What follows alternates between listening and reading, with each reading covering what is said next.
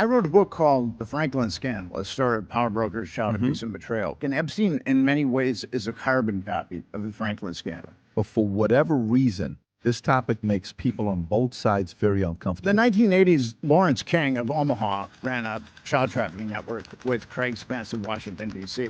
They would get a lot of kids from the orphanage Boys Town, and then they'd fly them to D.C. And at D.C., there was Craig Spence's party house that was wired for audiovisual blackmail.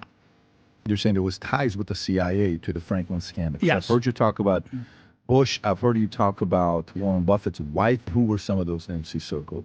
Billionaire Glenn Dubin, Alan Dershowitz, Leslie Wexler, Ghislaine Maxwell, Jean-Luc Brunel.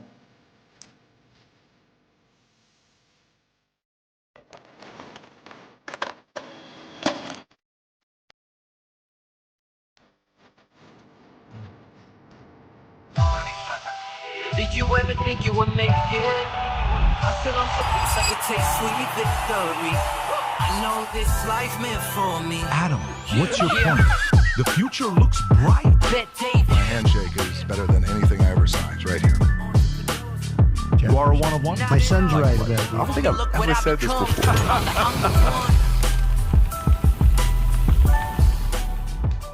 Nick, Bryant, great to have you on. Great to be with you. Yes, I was telling you earlier, it's not as if the Epstein topic is going, trending right now, as if people are interested in what's going on there. The press conference on the 3rd, you were telling me about, that's coming up. But for some of the people, when you talk about Epstein, they're the guys that follow the stories where they maybe watch a couple documentaries, they watch a couple YouTube videos. Then there's those guys that know the names of, Whitney Webb and all the, and then there's the guys that know who the OG is that started all of this. You kind of start a lot of this stuff. So if you don't mind taking a minute, share your background with the audience so they know who you are and what you've done. I got it rolling. I wrote a book called The Franklin Scandal, a story of power brokers, child abuse, and betrayal. And Epstein, it's about a child trafficking network, and Epstein, in many ways, is a carbon copy of the Franklin Scandal. And I started doing research on the Franklin Scandal in 2002, and then the book, I spent 7 years on it. It was published 2009, 2010. And at that point, I was pretty exhausted. When you go as deep into a child trafficking network as I went, I interviewed like a blackmail photographer and a lot of other, and found lots of victims and interviewed them. And it was... This is the story of Lawrence King, right? Yes, Lawrence King. Which is a horrible, horrible and story. Craig Spence, yes. And so I spent 7 years on that. And then the book came out, and no one wanted to touch it. I live in New York City. I live in the epicenter, the mecca of media, and I have had a lot of friends in the media. And I thought, well, I know so many people in the media that certainly they're going to help me. And I was only helped by one person, and which kind of surprised me. Malachi McCourt. He's a fairly famous author, and Malachi and I were pretty good buddies. And he was the only one that really tried to help me. And then it just kind of withered. And I was on some podcast with crazy people talking about the Illuminati and shape-shifting reptilians and things like that. It was very demoralizing at that point to spend that much time. Why do you think they didn't have interest? And by the way, for maybe the average person that doesn't know about the Franklin cover-up, the Community Federal Credit Union and Lawrence King, maybe share that story a little bit, because it is a very controversial story.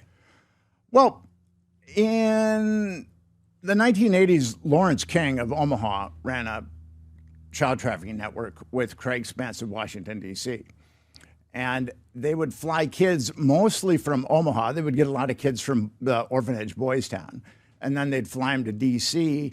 And at D.C., there was Craig Spence's party house that was wired for audiovisual blackmail. And if someone decided to partake of any illicit goods at Spence's home, they would be blackmailed. And Spence was a CIA asset. All his, I wrote a second book called Confessions of a DC Madam, The Politics of Sex, Lies, and Blackmail, about a guy who ran a gay escort service, and Spence used his escorts to compromise closeted politicians. So I've written 2 books that pertain to Craig Spence. And there was a Nebraska Senate subcommittee that tried to get to the bottom of what was happening, but they were rolled over by federal firepower, much like what we've seen with Epstein, with corrupt grand juries and the Department of Justice being corrupt. So ultimately, what happened there was these grand juries, there were 2 grand juries, and I don't know if your audience is familiar with how grand juries work, because this will also come up with Epstein. A special prosecutor is chosen to oversee a grand jury, and he or she presents evidence to the grand jurors that he or she deems important and also calls the witnesses. So whatever a and grand jurors are just citizens that have shown up for jury duty and they've been funneled to a grand jury. When we hear the term grand jury, we think like the gods of jurisprudence have spoken for Mount Olympus, but actually grand jurors are just citizens that have been funneled to a grand jury. And the special prosecutor has so much sway over the grand jurors that there's a famous quip from a New York Supreme Court judge that says, special prosecutors could get grand jurors to indict a ham sandwich.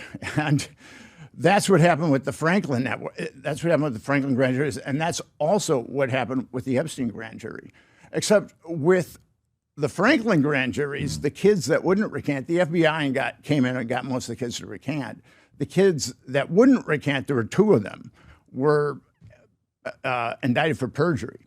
Paul Benassi was indicted on 3 counts of perjury. He was looking at 60 years. Alicia Owen was indicted on 8 counts of perjury from a state grand jury and 8 counts of perjury from a federal grand jury. And she was looking at 200 years. And she still refused to recant. Actually, both of them refused to recant. And Alicia was fed to a kangaroo court. And now here's a kid that came forward when she's 20 years old. They gave her 9 to 15 years in prison for perjury. And then the authorities really tried to destroy her. They put her in solitary confinement for 2 years, nearly 2 years, to be punitive. And actually what's amazing is Alicia is somehow survived it and is flourishing in life, which... Is she still openly talking about it, or she's kind of moved on and doesn't want to talk about it? Well, actually, I started a nonprofit 501c3 called Epstein Justice. And we want 2 simple things. We want to know why the government is covering up child abuse. If you cover up a crime, you're aiding and abetting that crime. So we want to know why the government is aiding and abetting child abuse. And she's the one right there, Alicia Owen. That is Alicia. And we want the perpetrators to be prosecuted, and Alicia is an associate director of Epstein Justice. Wow. So now, to give a little bit of context on the Franklin cover-up. So Lawrence King is coming up in a Republican Party. He's a superstar. He sang at the 1984 and 88 RNC. 1984, yeah. 1984, yeah. He sang. So, people are looking at this guy as a superstar, potentially. Who knows what's going to happen with him.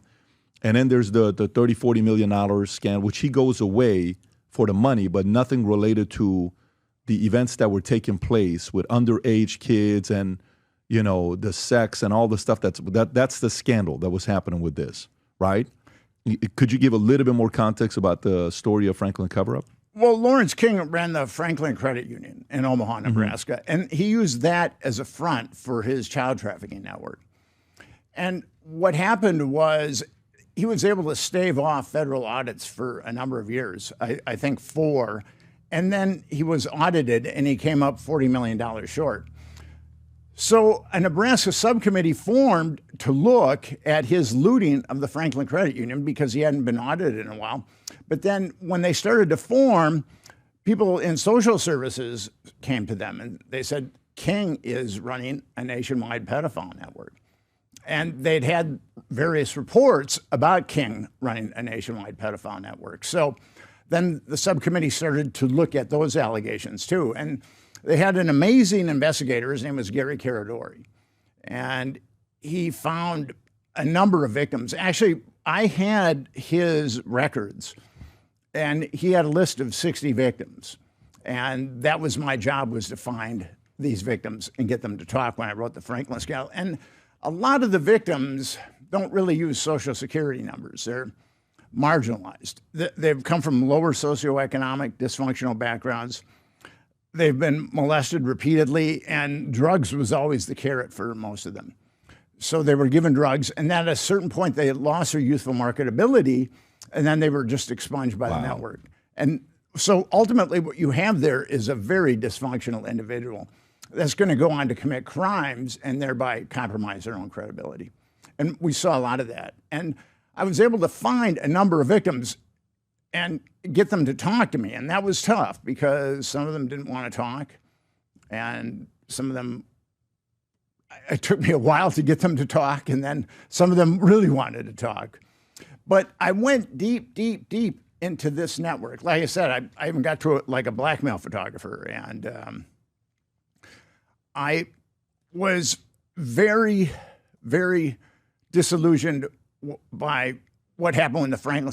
Ironically, the Franklin scandal is selling really well today, but it was not selling at all when it was published. And people thought when I would tell them there's this nationwide pedophile network that is for very powerful people that's connected to the CIA, people just didn't want to hear that at that point. And I would be pitching editors and publishers, and I'd be looking straight at them.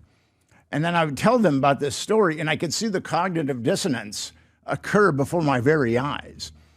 They would think to themselves, this is really a horrible story. You're saying there was ties with the CIA to the Franklin scandal. 'Cause Yes. I've heard you talk about Bush. I've heard you talk about Warren Buffett's wife was working at that credit union. No, There no, was some she kind of a provided relationship. money. She provided money, to yes. the credit union. So what is the ties to CIA and Buffett?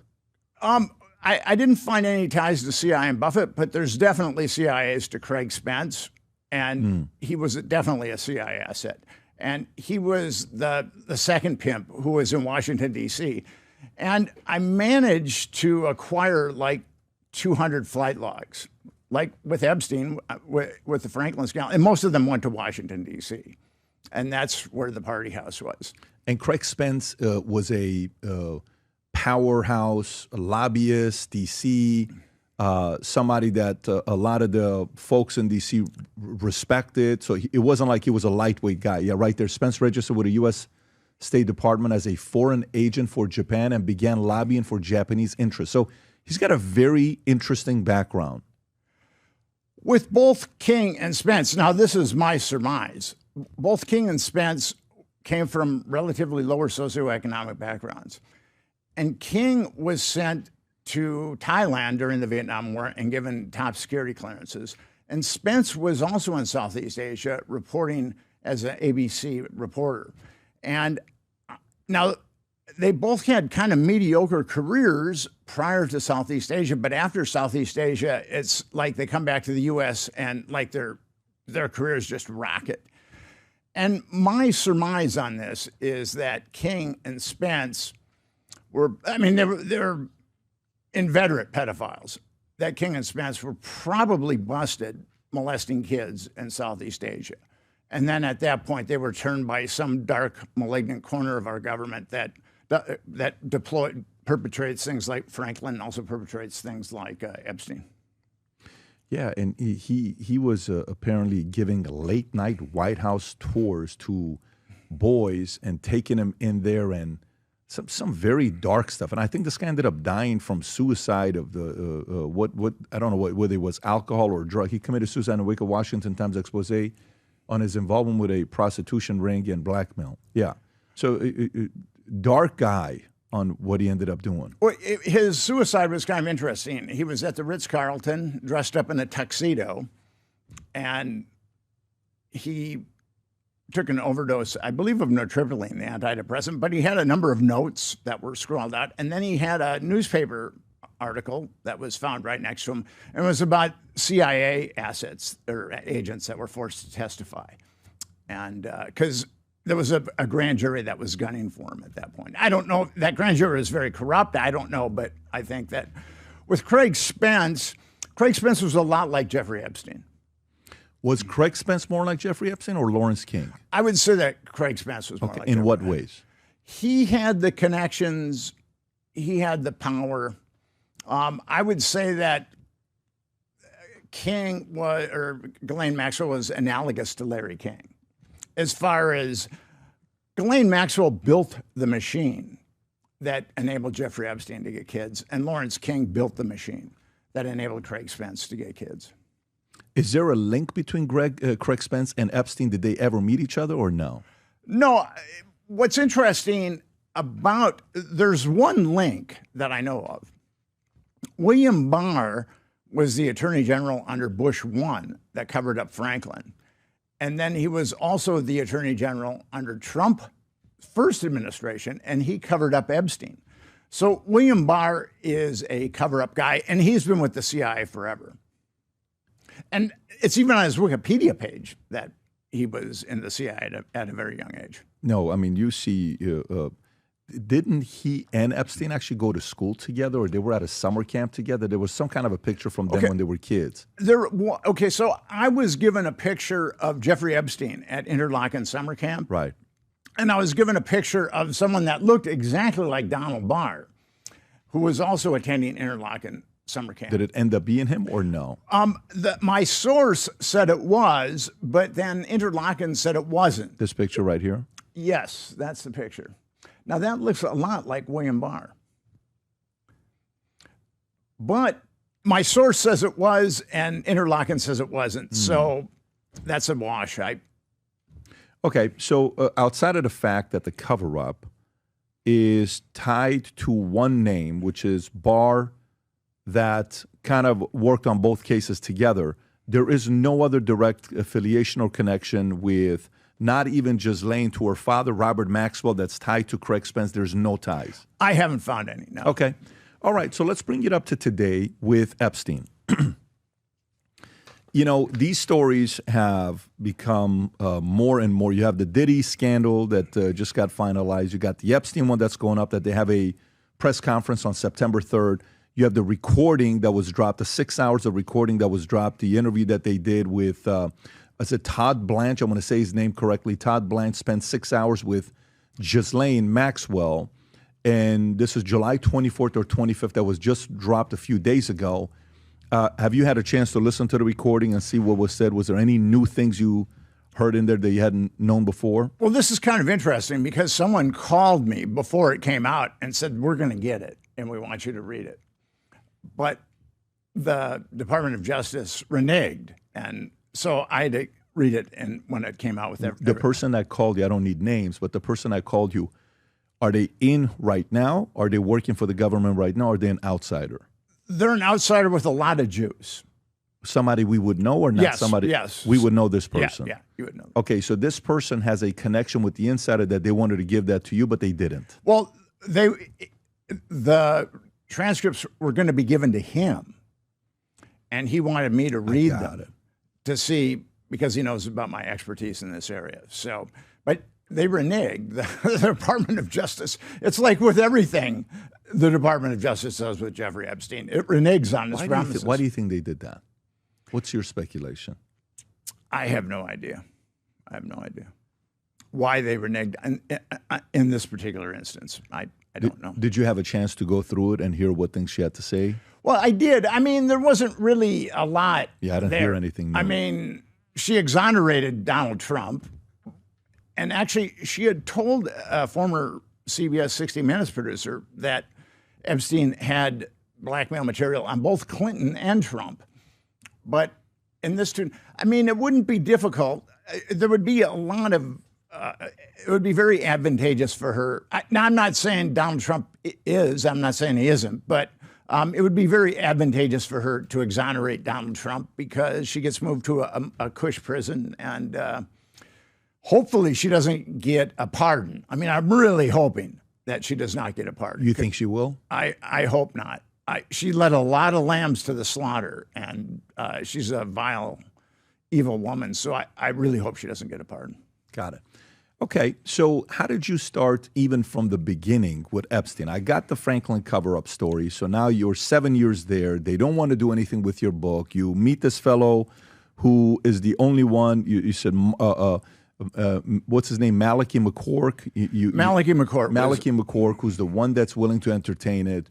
And then later on, you know, your interest into Epstein, how did that Epstein story fall on your lap?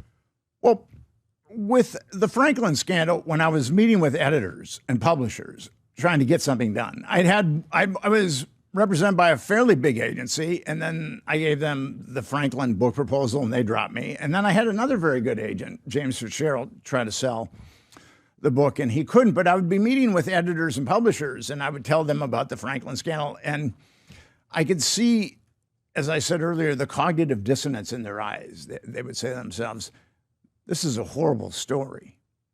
I need to help Nick Bryant.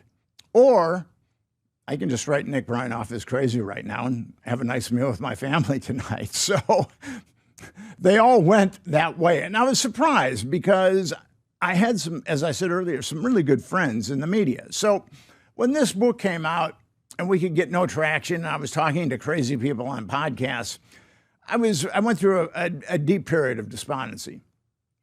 And then these reports about Epstein started coming up. And this is like 2012. And I saw that a grand jury, I mean, it was very obvious that he'd been molesting underage girls, but then I saw that a grand jury had exonerated him of molesting underage girls. And that's exactly what happened with the Franklin scandal. So I just felt, I know a lot about this, and I've kind of thrown myself into this area. I've spoken at a lot of big anti-child trafficking conferences or anti-trafficking conferences, and actually I contributed a peer-reviewed chapter about trafficking with a number of people that work with trafficking victims that are psychiatrists and psychologists. So I've been received in that world pretty well, but I felt like I should go check this out, see what's going on. What did you learn? Well, I went to Fort Lauderdale, Florida. Beautiful Fort Lauderdale, Florida. It was my first time in beautiful Fort Lauderdale, Florida. And then I just started knocking on doors, the thing that I do. And I ultimately got the Black Book, Epstein's Black Book. Which Ghislaine says does not exist. Well, I've got it, and it's on the internet. So, I mean, the Black Book has all of Epstein's contacts. I mean, a lot of them are pedophiles, and a lot of them aren't. But I got the Black Book. I don't know if you've ever revealed how you got the Black Book. I got it from an attorney who was representing some of the victims. It's kind of interesting how the Black Book came into my possession. Alfredo Rodriguez was the house manager of Jeffrey Epstein, and he ripped it off. And his grand plan was to sell it to attorneys that were launching civil suits at Jeffrey Epstein. And he contacted an attorney and said he said he had the holy grail to Epstein, and that all he wanted was $50,000. So the attorney called the FBI. The FBI did a sting, and then ultimately they impounded the Black Book and Alfredo Rodriguez, who was given 18 months for that. And so I ended up getting the Black Book, and in the Black Book under massage, there's a number of names. There's like 175 names. And I started calling those girls, most of them are girls, and a lot of them were the victims. And they told me about being flown around to different places. And they also told me about being flown around to an island. And at that point, I realized I'm dealing with a network that's very much like Franklin, that it was covered up, and also it's flying underage kids around. And I went back to New York with the Black Book, and now the pool of editors and publishers that I could pitch it to was significantly reduced at this point because of pitching the Franklin scandal. But I pitched it, and nobody would touch it. Nobody would touch it. And I sat on it for 3 years. And then finally, Gawker, I met John Cook, who was the editor-in-chief of Gawker, and they published it. And then at that point, I had flight logs, too. So we published the flight logs, and we published the Black Book. And it's kind of funny. We redacted the names of the adult, or the numbers of the adults, and then we redacted the names of the last names of the victims, and then also their phone numbers. There it is. Yeah. So with the Black Book, we published it, and then the floodgates opened on the Black Book. I mean, it was kind of funny. Someone was waiting for someone to take the chance with the black book. And then at that point, the floodgates just opened. I mean, tons of ink have been dumped on articles about the black book since I published the black book. So no one's interested. No one's calling you. Has anybody done have you gone to a one of these JSA or authentic, heritage auctions to find out, to authenticate that this is the actual black book? Has anybody authenticated it? Well, I authenticated. The provenance is through the FBI. The FBI got it from Alfredo Rodriguez. And then you got it from the FBI? No, and then the FBI gave it to an attorney who I got it from. So the Alfredo gave it to the FBI? No, the FBI impounded it. He did not give it to them. So so FBI impounded it. FBI then gave it to the attorney, and then you got it from the attorney, and it's the same exact one. Yes. So why would the FBI give it to that attorney in the first place?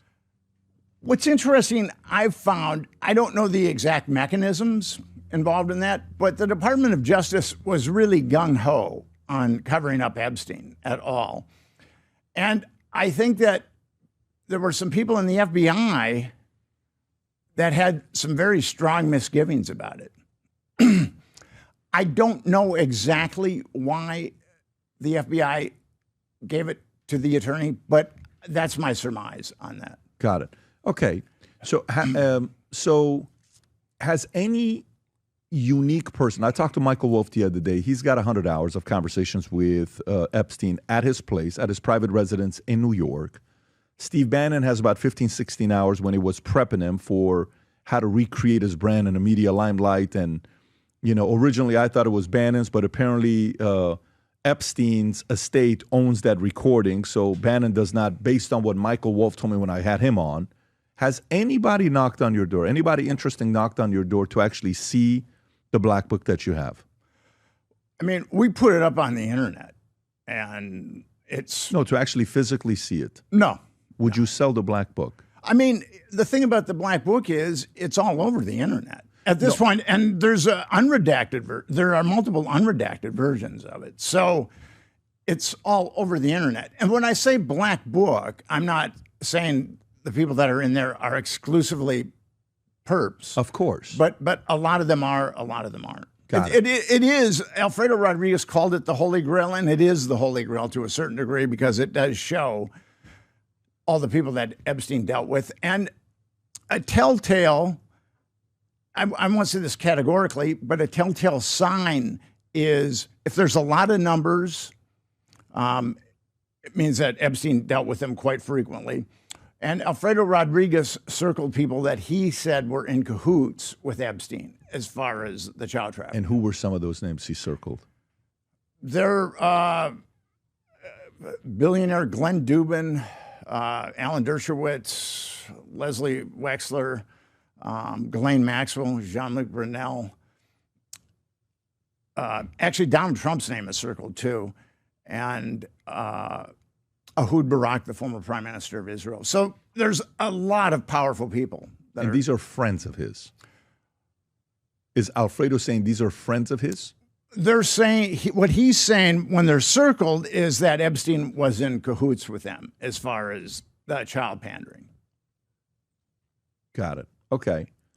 Ehud Barak, which I asked Michael Wolff, he's estimated 36 times he visited Epstein's private residence in New York. What else did you learn about him and some of the others as you're investigating this a little bit deeper? Well, you can get double corroboration in the respect that the ones that are circled, and then Virginia Giuffre litigated with Ghislaine Maxwell. And during those depositions, she named a number of her perpetrators. And Ehud Barak's name is circled by Alfredo Rodriguez.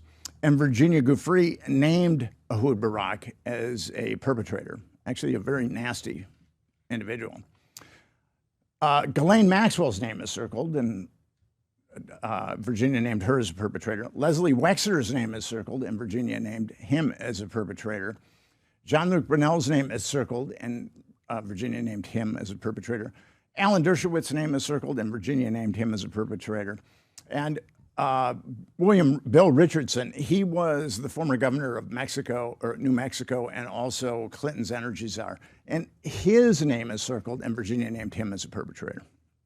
So you can get double corroboration between Rodriguez and Virginia Giuffre. I mean, it's not airtight and solid, but it's double corroboration. Yeah, and he passed away in 2014, 2015, Alfredo Rodriguez. Yes. Did you ever have a conversation with him? I did not, no. Okay. And who did he tell that the ones that were circled were corroborated? He said that the ones that were circled, he told that the FBI, that the ones that were circled were people that he felt were in cahoots. And who from FBI told you that Alfredo said that? The attorney. And is that documented, or is it just you're speculating that the attorney told you that? I would say it's the same provenance, but I wouldn't go 100% on it, no. Okay, so we're assuming that this is fourth person. Alfredo told the FBI told the lawyer's telling you, so we have to believe what the FBI is saying, that what the lawyer's saying is true. Yes. Okay, so the credibility there's not really that high for me, because that goes 3 tiers. I understand that. I mean, I think the credibility, the provenance on the Black Book, I think is 100%, because it's been released since I released it. Of the book being real. Yeah. Okay. Have you showed it to anybody? Have you? Did you bring it with you today or no? No. I mean, Gawker published it in its entirety. Who owns the Black Book today? It's out there. Anybody can own it. I mean, it's been downloaded. No, I get that. The actual physical, real Black Book. Okay, so what I got was copies of the Black Book. Got it. So you don't have the original No, Black I do Book. not so have the original Black Book, who owns the original Black Book? It was Epstein. I know. So where is the original one now? That I do not know. Okay. So in this story, we have not the original Black Book. We have the copy of the copy of the copy, and we're taking feedback from Alfredo Rodriguez that told the FBI, that told the lawyer, that the lawyer told us. And so that, again, loses a lot of credibility. Have you ever spoken to the FBI agent that spoke directly to the lawyer? Have you spoke to that person? I have not, because it was an ongoing investigation. The FBI has not given me any information whatsoever.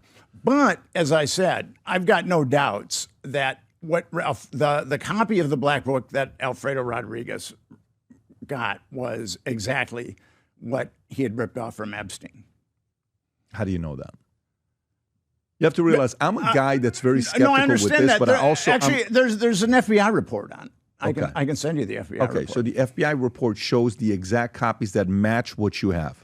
The FBI said that what they have was acquired from Alfredo Rodriguez, who acquired it from Epstein. Okay, so what were, with all the movement that's going on today with Epstein, I think the second judge just prevented it from, did you see that one, Rob? I'm sure you saw it as well, Nick.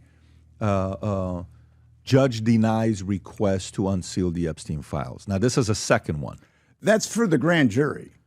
Okay, so you do, from the looks which is very different.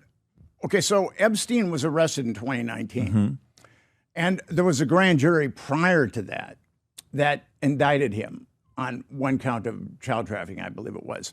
So that information wouldn't really give us a lot of the news, or the documentation from that grand jury would not give us a lot of information, because it was very limited in its scope if it only indicted Jeffrey Epstein on one count of child trafficking. Are you from the school of thought that the current administration does not want to release this? And if they don't, what are you speculating are the reasons why they don't want to? My thoughts on this are, well, you had Pam Bondi. Let's walk it back a little bit. You had Pam Bondi in February say that she was going to release the Epstein files. It was called the Epstein list, or the Epstein list and the Epstein files are kind of synonymous.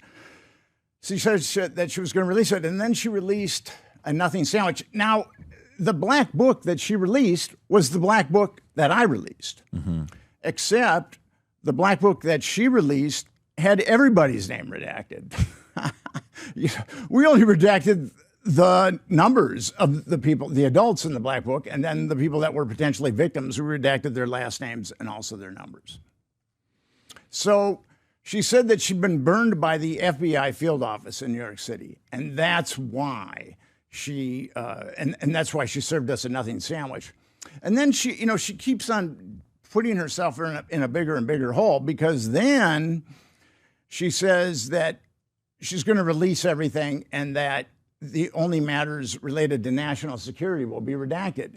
So now she has to tell us why a bunch of child molesters have anything to do with national security. So she keeps digging herself into a deeper hole. And then she said that there's a truckload of evidence that's being vetted. And here's what, shortly after Epstein was arrested in 2019, the FBI sought open his safe. And they pulled out, according to the New York Times, hundreds, if not thousands of discs and images of underage girls. And Business Insider reported that they also pulled out hard drives. So there were FBI agents or whatever dark, malignant corner of the government that deploys people like Epstein. They were looking at that stuff that night. I mean, I'm willing to put a lot of money on it that they were looking at that stuff. So for her to basically insinuate that they just started looking at this stuff in 2025 is, I mean, that's utter bunk. That stuff it's like, so they impounded it, all these disks and hard drives from Epstein's safe, and then it was in the corner of the FBI where it was collecting dust. I mean, that's completely ridiculous. The FBI or whoever vetted that stuff knows exactly what was on it, long before Pam Bondi became Attorney General of the United States. So then why are they playing this game? I think there's a couple of reasons. I think that we have a political system that's rife with blackmail. And I firmly believe that the people that hold the pictures are pretty powerful people that have a lot of juice. And there was a federal Tennessee congressman that came out about a year and a half ago. His name is Tim Burchett. And he actually said, my colleagues are being blackmailed in honey traps. So a sitting U.S. congressman said that my colleagues are being blackmailed in honey traps, which I think is kind of amazing. And I wrote a book called Confessions of a D.C. Madam, The Politics of Sex, Lies, and Blackmail. And it was from the perspective of Henry Vincent.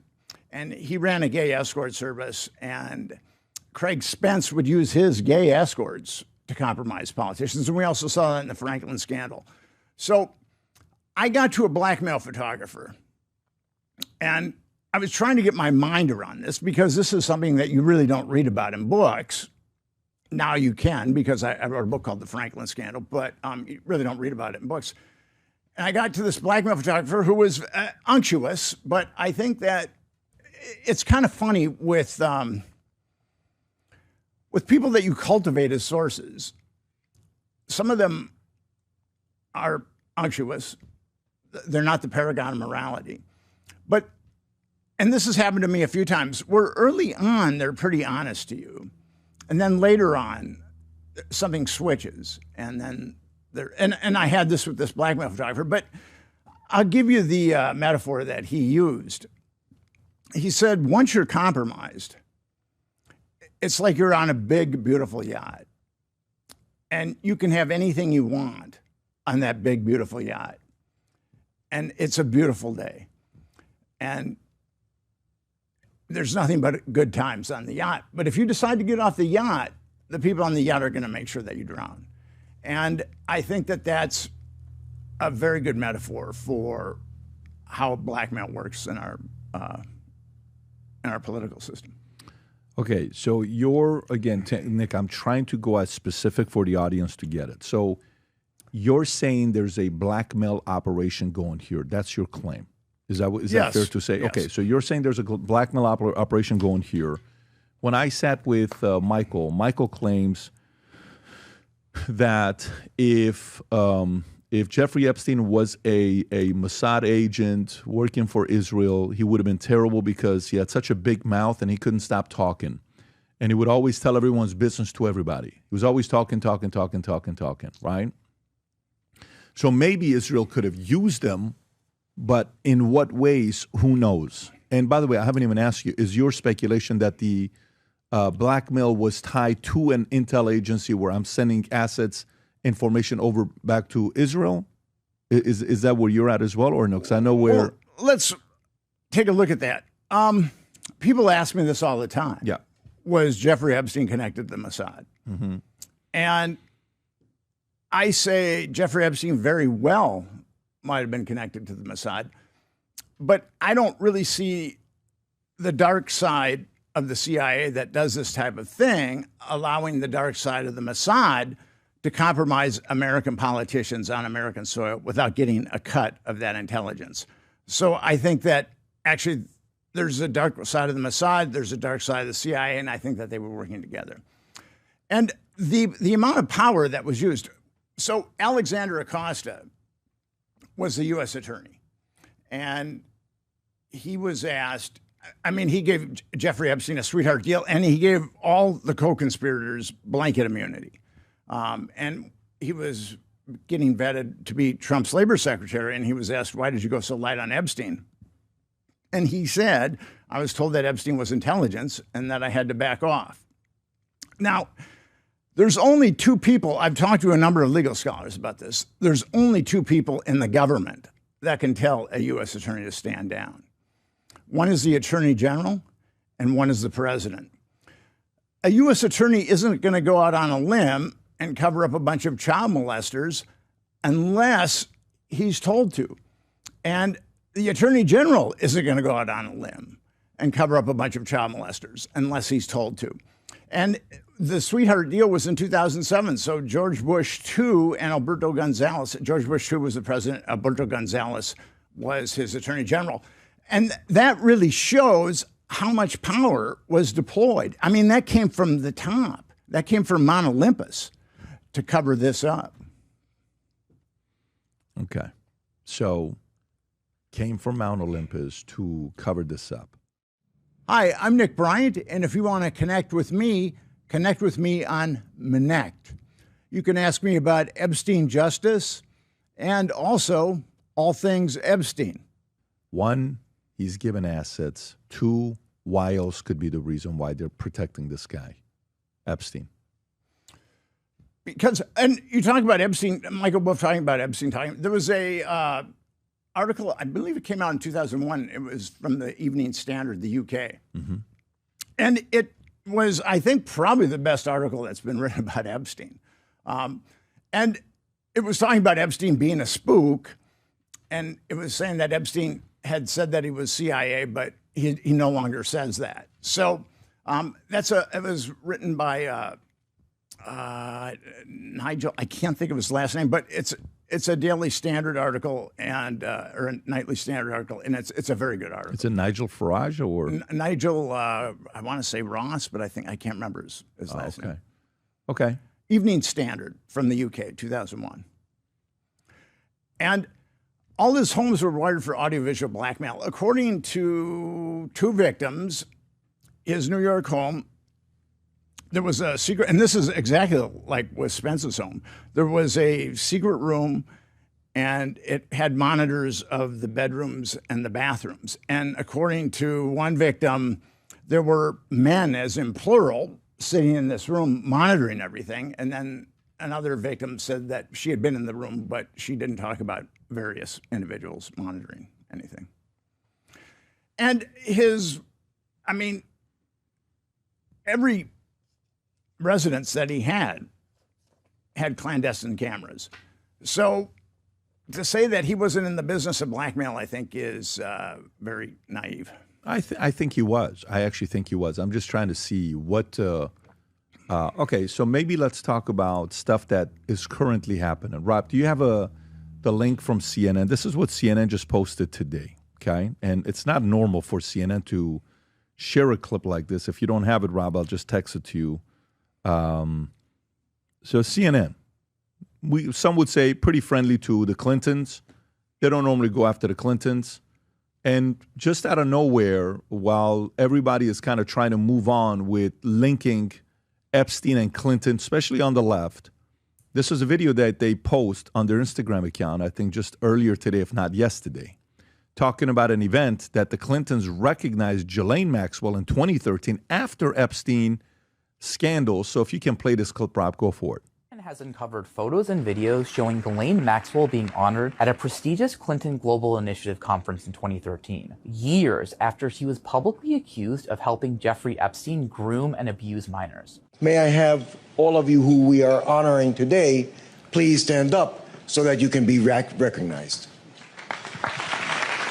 Maxwell was at the 2013 conference representing a nonprofit she founded, the Terramar Project for Ocean Conservation. Information reviewed by CNN shows Maxwell was on a list of people who were approved for complimentary access to the conference, and that access would have been personally recommended by either Bill or Hillary Clinton, according to a source familiar with the event. In response, a representative of the Clinton Foundation told CNN that 600 comp tickets were given out that year, and Maxwell's access was made at the staff level, which included former President Clinton's office. At the time that Maxwell was honored, British and American newspapers and tabloids had been covering Maxwell's involvement in the Epstein scandal for years, starting with a publicized lawsuit that mentioned her in 2009. In fact, she had been served a subpoena for that lawsuit while leaving a different Clinton Foundation event that year, which was reported at the time by the New York Post. The allegations surrounding Maxwell gained international attention in 2011 when Virginia Giuffre told the UK's Daily Mail that Maxwell had recruited her as a teenager for Epstein and had been involved in the abuse herself, which Maxwell denied at the time. But in 2021, she was convicted of 5 sex trafficking-related charges and sentenced to 20 years in prison. Clinton staff had barred Maxwell from events by 2011, according to a source and information that we reviewed, which makes her appearance at the Clinton Global Initiative 2 years later even more striking. But a representative of the Clinton Foundation told CNN, if that happened, it wasn't widely communicated. Maxwell was in Clinton's orbit for years, attending a reception for donors at the White House in 1993, and even co-hosting a fundraiser for Hillary Clinton's presidential campaign in 2007. A spokesperson for Bill Clinton told CNN, this is about someone working on ocean conservation, attending a charitable conference 12 years ago, along with thousands of other people, and nothing more. As we have consistently said, So the Clinton... What do you think about this? What they missed was Ghislaine Maxwell was at Chelsea Clinton's wedding. Yeah, that was in 11 or 2010 when she was at that wedding. So, I mean, obviously the Clintons felt enough about Ghislaine Maxwell to invite her to their daughter's wedding, which was the hottest ticket in town. So Ghislaine Maxwell has been hooked up with the Clintons on a number of occasions. What's happening now is, and Trump had come out and said, and I'm not a Republican, I'm not a Democrat, I've got no dog in that fight, but Trump came out and said that the Epstein thing is a Democratic hoax. And a number of people are getting subpoenaed. Alberto Gonzalez is getting subpoenaed. The Clintons are getting subpoenaed. James Comey is getting subpoenaed. And actually, Alexander Acosta, his name wasn't among the people that were getting subpoenaed. Mm-hmm. But now he is going to, I guess, volunteer to testify. So I thought that was kind of telling. I don't really know if we're going to get a lot of information from that. What we need, as far as Epstein goes, is an independent congressional commission to look into it. I think that as long as it's just the government looking at itself, we're going to be subjected to the same perfidiousness regarding Epstein as we've already been subjected to. What are the right questions we should be asking today? Today, with everything that's going on, because, you know, the more and more you get of a story, people get to burnout mode. It's kind of like, okay, I'm burned out at this point. I really don't want to talk about this anymore. I already have an opinion on it. What I think is going on. Are you going to drop the story? You're not going to be dropping a story. Am I going to see anything with this? Are we going to have anybody getting arrested for what they did to these innocent children? When I'm watching a documentary the other night with my oldest son, and you see one of the girls comes over to the house in Palm Beach. Eventually, cops find out that there's too many young kids going from West Palm Beach over the bridge to this guy's house. So they start monitoring, getting consistency with stories. One girl goes there to give a massage. She takes his clothes off.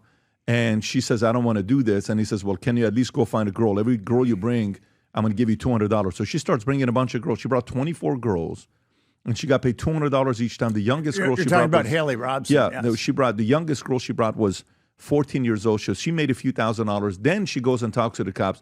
Then they say, you're guilty because you're involved in this. And she's like, I didn't know I was guilty. How about all the other girls? So at this point, we are very much on information overload. There's documentaries on Ghislaine, there's documentaries on Epstein. But what should we be asking today that maybe hasn't been asked? What are those questions?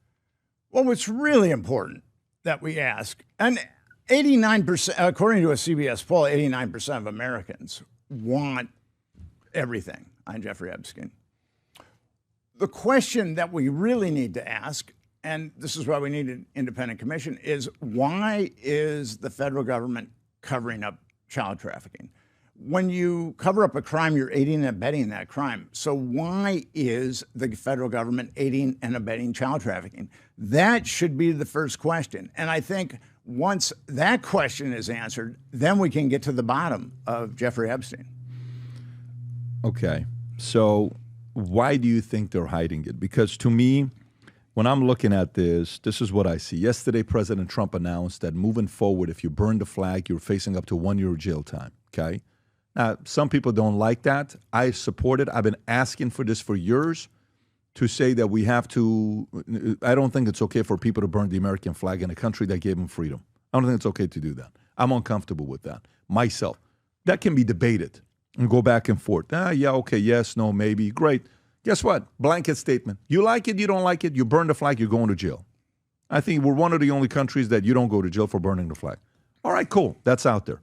So to me now, if we had the Diddy, if we had the Epstein, if we had the Craig Spence, if we had the Lawrence King, if we have all these stories, if we have even the Roy Cohen, who was, he was more doing the male escorts at his place and getting all this blackmail model. And this goes back, this has been going for many, many years, right? What do you do to prevent the next Epstein, the next Diddy? What should be the crime to protect those innocent children? If the crime and the punishment isn't big enough, this is going to continue happening. So well, that's the thing. I mean, with the government now, they released that very strange document on July 6th that said that there were over 300 gigabytes of information taken from Jeffrey Epstein's possessions or safe, and that over 1,000 victims had been abused. Now, I agree with that 100%. But it said that Epstein had no co-conspirators. I mean, that's absolute bunk. That Epstein didn't engage in blackmail. You can definitely prove that there were co-conspirators, for sure. I mean, without a doubt.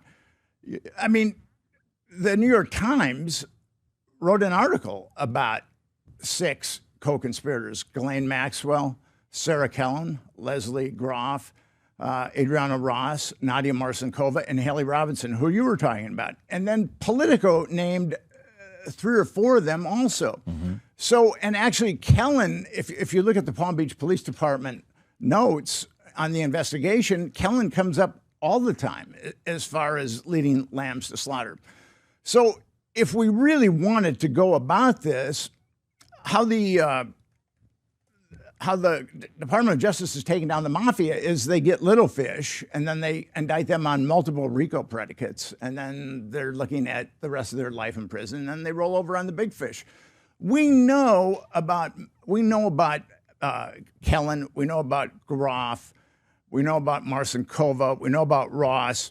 They knew how big this was, and they knew exactly who a lot of the perpetrators were.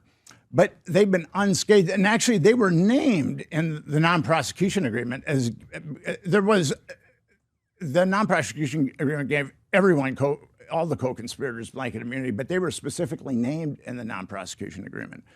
So that would be the place to start, is we get them, excuse me, we get them into indict them on multiple counts of child trafficking, which wouldn't be that difficult. And nobody's listened to the victims in this. That's what's really horrible about it. The government obviously had all that child abuse material that was impounded from Jeffrey Epstein, and I'm willing to bet that they didn't even look for any of the victims. So there's a lot of victims, and when the Epstein Victims Compensation Program was started, which I'd like to get into a little bit, only 225 of the victims came forward. So, and the government is stating over 1,000, and Epstein trafficked underage girls for probably 25 years. So over 1,000 is definitely a reasonable extrapolation. So what we need to do is start indicting the co-conspirators, the procurers. And if they're looking, child trafficking in the federal system is a heavy sentence. It's 15 to life. And if they're looking at 7 life sentences or 5 life sentences, I mean, however many we want to throw at them, they would roll over on the perps in a heartbeat. So what we need is the Department of Justice to do its job. We need the FBI to do its job.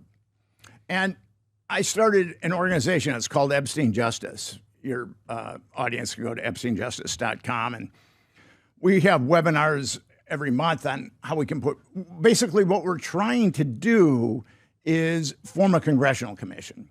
And we're going to need a majority in the House, so we're going to need a majority in the Senate, an independent congressional commission that will incorporate civilians. You're not going to get that. Well, we're going to try for it. Yeah, no, I'm glad you're trying it. You're just not going to get that. Well, I might be deluded, but I'm optimistic, and you know why? So I would. There aren't many people more than me that would love to see that. Okay. Right, but for whatever reason, this topic makes people on both sides very uncomfortable.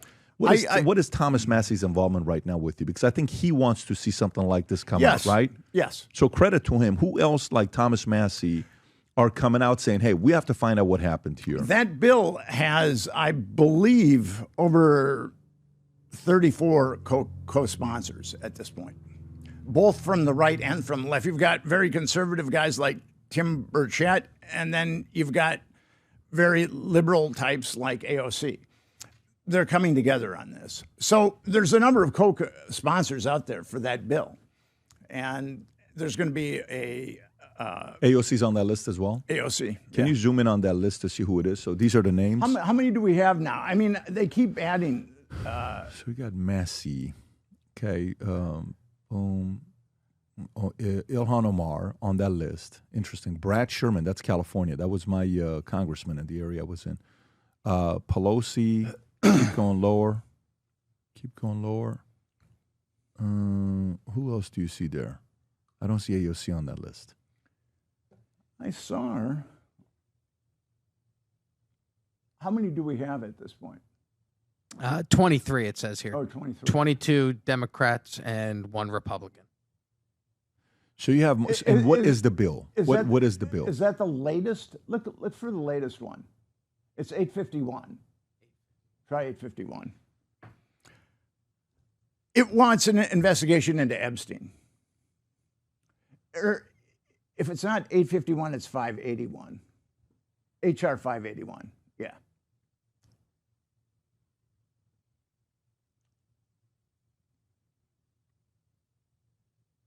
An act concerning judgment? I don't think this is it. No, try 851.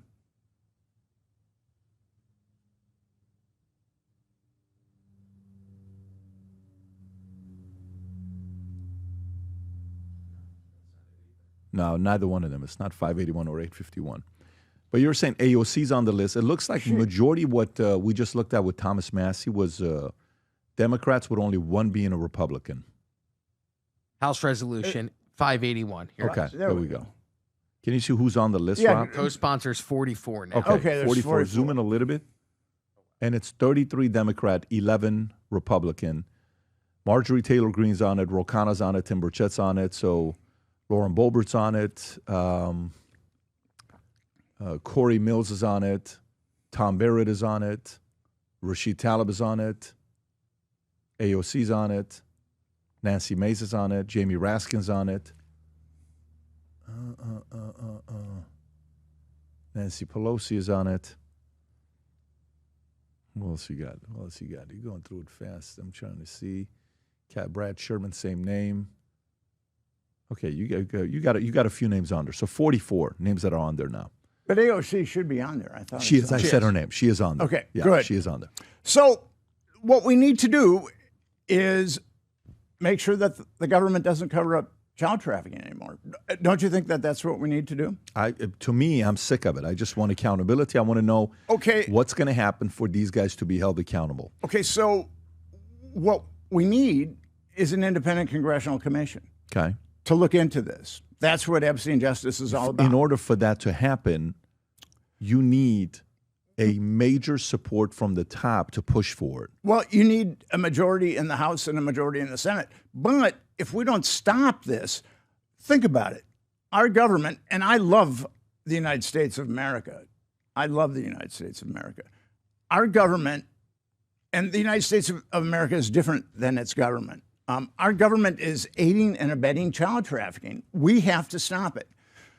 The political machine is unwilling to stop it. So it's up to us to stop it. And this is our opportunity right now. This is going to be the best opportunity in our lifetimes to stop this. And that's why we need people to come to Epstein Justice. We've got a petition that you can sign. You can get involved with us. We have webinars. We do need donations, but we're growing. We keep growing. And it's a very good feeling that we keep growing. But if this doesn't happen, then the government is we're going to allow the government to aid and abet child trafficking. We cannot let, as Americans, we just can't let that happen. I got you. So what else can you do to prevent the next Epstein, Diddy, We have to, so Epstein Justice has two objectives. We want the government to tell us why it's aiding and abetting child trafficking, and we want the perpetrators to be prosecuted. Very simple, baseline morality. But we need the first question: why are you covering up child trafficking? We have to know that. As Americans, we need to know why our government is covering up child trafficking.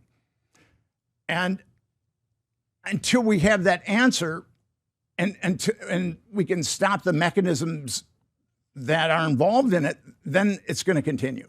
And we have to stop it. It happened with the Franklin scandal. It's happening with Epstein. I've been approached by many people over the years that talk about other networks that are active. And Epstein was really ominous. There was a lawsuit from the Virgin Islands against Epstein's estate. And the Virgin Islands ultimately got $105 million. And then they'll get half the sale of Little St. James. And there was a very good Melbourne daily that reported that Epstein was trafficking girls that were as young as 11 or 12 in the Virgin Islands. And I know a couple of therapists. One's a very eminent psychologist. And both believe that they have represented girls that were molested by Jeffrey Epstein when they were under the age of 10, or by Epstein at all, under the age of 10. And wait, under the age of 10? 10, yes. This is Epstein? Epstein, yes. And I think that that's one of the ways in which, the media hasn't called for justice at all. And I think if there was a real investigation, these guys are psychopaths. I mean, these guys are psychopaths. If you want a 10-year-old, they'll get you a 10-year-old. But anyway, both these therapists who are one of them is very eminent, tried to get settlements from the Epstein Victims Compensation Program. And they were denied, and both of them feel, because the cover story that the media has embraced is that the youngest Epstein victim was 14 years old.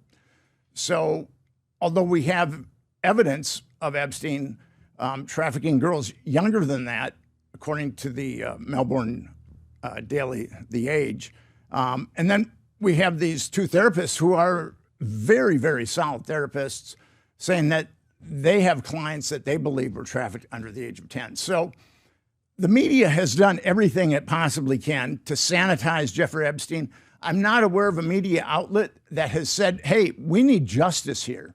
Have you ever seen an article from mainstream media that said we need justice here? I mean, they're very good at digging up salacious dirt, but no one said we need justice here. I haven't seen it. I've read a lot of Epstein articles. I haven't seen it. I saw a story about it. One time 12-year-old triplets were flown to Epstein for his birthday. Is that true?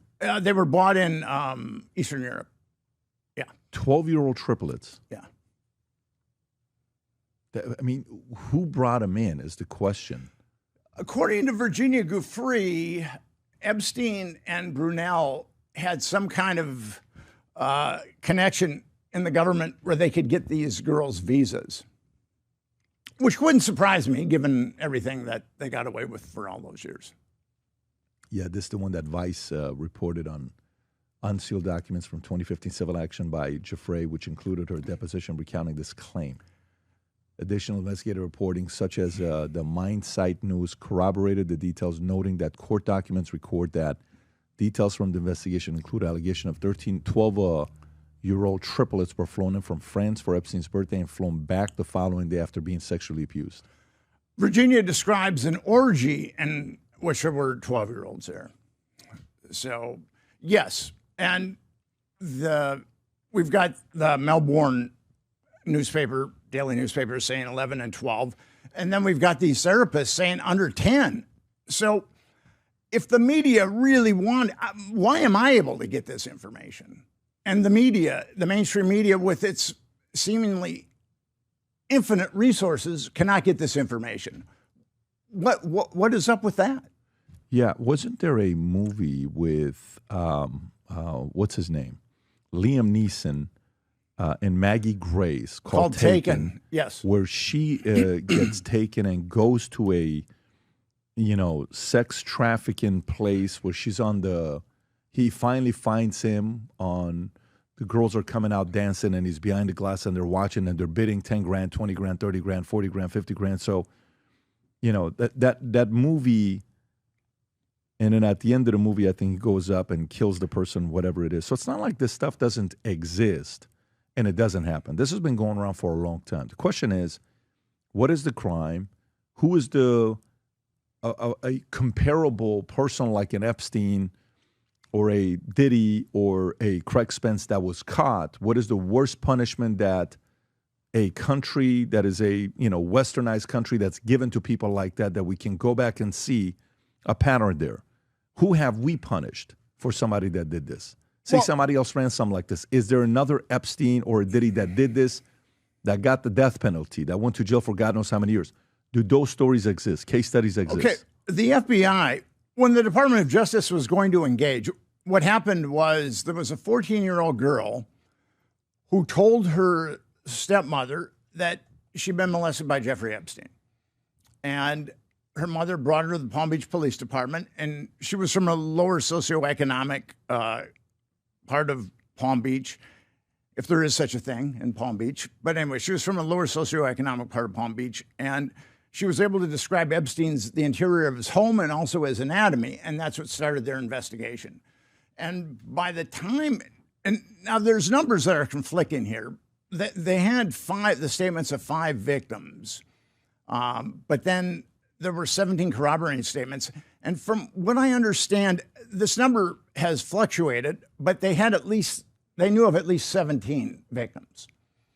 And they were ready to indict Jeffrey Epstein on 4 unlawful counts of sexual activity with a minor and 1 count of lewd and lascivious molestation, which would have put him in jail for a very long time.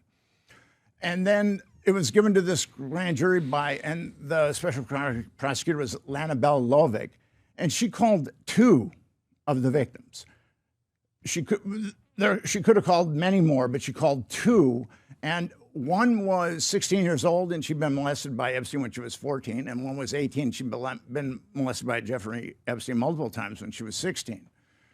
And she was calling one of the girls a prostitute. I mean, she skewered these girls. Wow. Skewered them. Wow. And, I mean, the transcripts, DeSantis has released the transcripts, so the transcripts are out there. And that's the grand jury that said Jeffrey Epstein hadn't molested a single child. So Michael Ryder, he is a hero in this. He was the chief of the Palm Beach Police Department. He said this is the worst failure, something, I'm going to paraphrase it, the worst failure in modern judicial history. And he went to the Department of Justice. He said, you have to do something about this. Now, the Department of Justice had a list of 34 Epstein victims. I've got that list, but then it knew of 40 more, but yet it covered it all up. So that's where we need to start, is the Department of Justice and why it had 30 or 40 victims, underage victims of Jeffrey Epstein's, and why didn't it do anything? Why was nothing adjudicated other than Jeffrey Epstein getting 18 months in county jail and serving 13? Yeah. So I just asked the question: who was the most notorious case similar to Jeffrey Epstein that got the death penalty or went to jail for life? Right. First one that comes up is Lawrence King, which we talked about earlier, the Franklin cover-up, the scandal. And he was accused of running child trafficking rings involving politicians and elites, convicted for fraud, but never convicted of the abuse, not life or death, not a perfect parent, nothing, right? So then there's Marc Dutroux from Belgium. From Belgium, yeah. Marc Dutroux from Belgium, wealthy contractor, serial child abuser, kidnapped, imprisoned, and sexually abused multiple girls, 2 died of starvation in his hidden dungeon. That's the guy right there, okay? That's 1990s. He had alleged ties to elite sex networks. Many Belgians believed there was a cover-up protecting higher-ups. He was sentenced to life in prison. What's interesting about that is actually there were law enforcement people that came forward and said there was a cover-up. And there's footage of, I think, around 200,000 Belgians hitting the streets. They're all dressed in white, and they're protesting the cover-up. That happened. Can you pull that up if they're protesting about Marc Dutroux protests? Protests, white. There's a video of that. Yeah, if you pull it up, you should be able to see it. I see a picture of you. I tapped in Marc Dutroux. Belgium White March. No, it's a bigger one than this. If you go on Google, you'll see the picture. It's massive. It's not small. It's huge. Yeah, it's huge. It's massive. It's not a small thing that happened. So this is the 25-year anniversary. There it is. There it is. Right, there it is. So that's a legit march of people saying, hey, that's more than a legit march. What I'm saying is, I mean, if it needs to get to that to get the attention of what happened here, maybe that's a good case study. All I'm trying to do is get case studies. Okay, so that's what we need. I mean, if the Belgians are willing to hit the streets to protest pedophile network being covered up, Americans have to. Yeah. Don't you think that Americans need to do that? If this, to me, me, would you be willing to do that? To me, if this is, everybody has their own issues. When the Trump administration put up what their 20 issues were in 47 campaign, 2024, this wasn't necessarily a top 20 issue for them, the Epstein. But it was for a lot of people that supported, that drove for this to become a reality. A lot of people were pushing for this. And I do think, as somebody who's got a family, I think people want to know what the hell happened here. I definitely do, or else I wouldn't be doing all these interviews. Why am I talking to you? Why am I talking to Michael Wolff? Why am I talking to Whitney Webb multiple times? Why are we talking to these? We shouldn't be doing it because it's more constant stories of it coming up, but we're interested in it. Let me give you another one here. We have to keep it alive. I mean, it's happened in Portugal. It's happened in France. Yeah. It's happened in, I mean, there are multiple, and it happened in Mexico. There are multiple cases. There needs to be a real punishment. There's a guy in UK, his name was Richard Huckle. Yes. He abused 200 children, sentenced to life in prison, later murdered in prison, 2016. Okay, Richard Huckle, Huckle. And then you have Jimmy Savile. Jimmy Savile is another one. Yes. Who was part of that, and that was hooked up to UK intelligence through the pedophile information exchange. But did anything that Epstein did to the victims, did anyone get killed by Epstein or his people? I do know this, that some of those, and I saw this with the Franklin scandal, some of those pedophiles were vicious to some of these girls. I can say that. Epstein, you're saying Epstein was not. I'm saying that there were some victims of Jeffrey Epstein's Right. that were pandered to some very vicious individuals. Such as? There's a woman that told me that she was pandered to a very powerful guy, a former prime minister, who was pretty vicious to her. Do we know the name? I mean, I could say the name, but then the woman, I would rather, for her sake, not say it. She hasn't said it? Not publicly, no. Not publicly, and not what she told me. Is this a living PM? Yes. Yeah. And somebody got killed? No, but he was very violent to her. He was violent to her. He was Yeah. aggressive. She said that he put her in the hospital. And you see that with the Franklin scandal and other situations.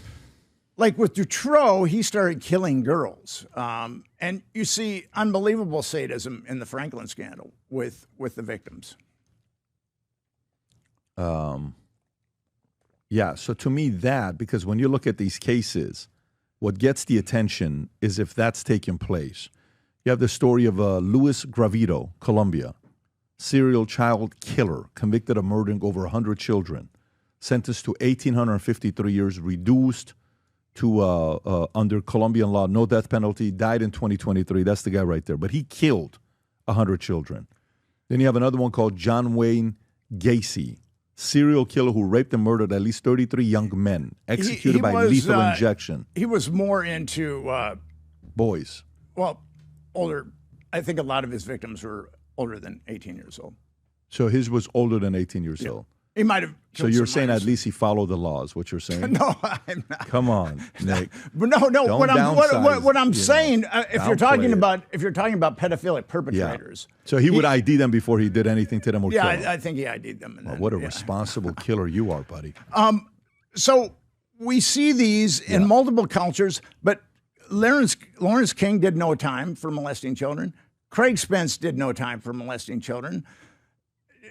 Ghislaine Maxwell, the deal that she got is mind-boggling. And now, I mean, she was put into a dormitory very early on, which is pretty cush. I mean, people that have served a lot of time or have done a lot of their sentence and inmates that have exhibited exemplary behavior are generally put a number of times, and they're getting close to the end of their bid, they're put into dormitory-style living. And she was put into dormitory-style living very quickly. And now she's in an even cush prison in Texas, which is really, really horrific. And by the way, when Craig Spence died, he wrote a note, if I'm not mistaken, Rob. Didn't Craig Spence write a note Yes. in the hotel?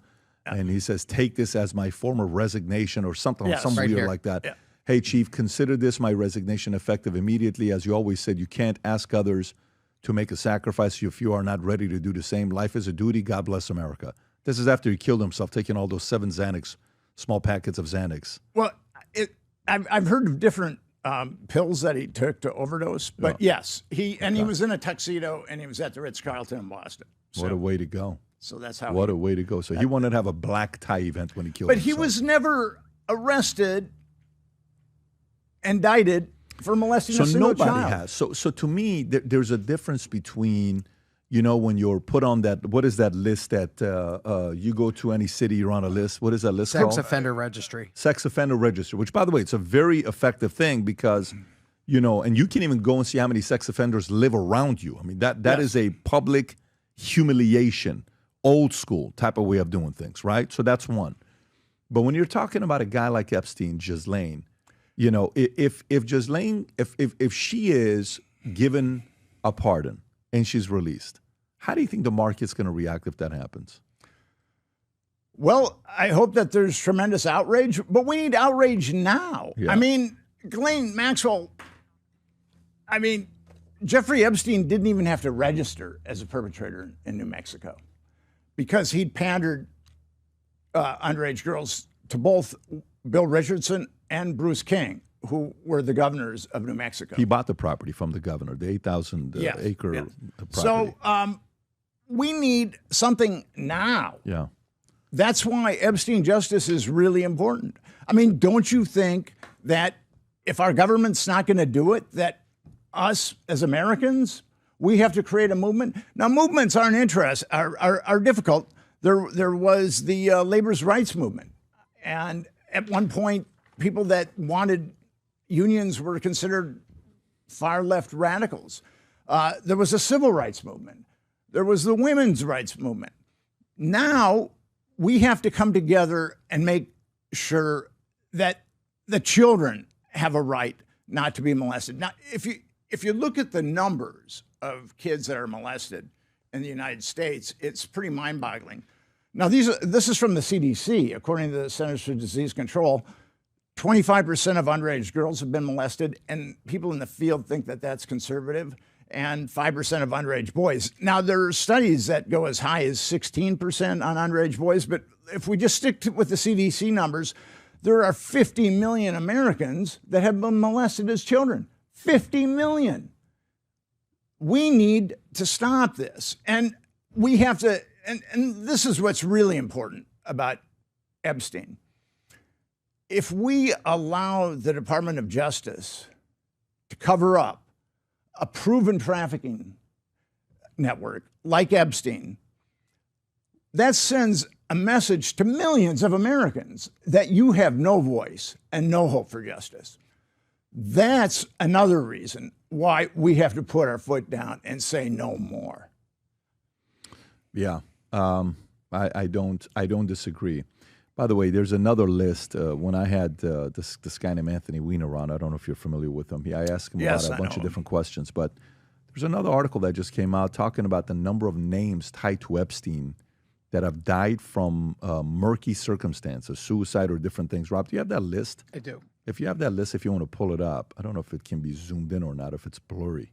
This guy is pretty savvy tech-wise. Oh, he's you got a good savvy. guy. Yeah, he's very savvy. Zoom in a little bit more, Rob. So Jeffrey Epstein, obviously he was found hung, and the last text message he sent when Michael Wolff asked him, how are you doing? He says, I'm just hanging in there. That was his last text from his lawyer to Michael Wolff. I'm just hanging in there, and then he was found hung, obviously dead. Steve Hoffenberg, 77, believed natural causes, found at home. Efren Reyes, after speaking to investigators, he died from what was this? He died from COVID-19. COVID-19. Jeffrey, obviously alleged suicide. Now, I wrote an article on her. It's on my blog, Nick Bryant NYC, and I knew Virginia, and there was so much apocrypha that came out after her suicide that the Mossad had killed her, that she was alive and living with Jeffrey Epstein. I wrote an article to kind of set all that straight. So you think she died from a suicide? Or yes. You think she really did die from suicide? Yes, I do. Yeah. Really? Okay. Any of these other names, before I go through, was there anything that was... Well, Alfredo Rodriguez had cancer. Joe Riccieri died of a heart attack, I believe. Roy Black, he was 80. Marvin Minsky was 88. Go a little bit lower, Rob. Ronald Eppinger, he's kind of an interesting case because he was busted for child trafficking. He's the first pimp with Virginia. Yeah. So he's kind of an interesting case that, and then he ultimately gave her to another guy that molested her. And the FBI got onto Eppinger, and then it got onto this guy, and then Virginia was in bed with him, and the FBI did a pre-dawn raid and kicked the door open. What's the other guy's name? God, I can't think of it. There's a lot of Epstein stuff on my RAM. But look into it. Yeah, this guy will tell us. That is interesting. So Ronald Eppinger. And what was he known for? He was busted by the FBI for trafficking. He was? Humans, yeah. So what ended up happening to him? He spent the rest of his life in jail, but don't quote me.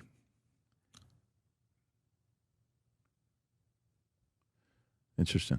Well, any final words, Nick, before we wrap up? Anything else that the audience should know or look into, or any final thoughts you want to share? I know September 3rd press conference is coming up. What are you expecting from that? I'm expecting that there's other legislators there that are going to support this. But if we go to our justice system and expect our justice system to fix this, it's not going to happen. It's just not going to happen. It's like a dog chasing its tail. That's why Epstein justice is very, very important. We need a movement of people like what happened in Belgium to say, that's it, we've had enough. We have to do something about this.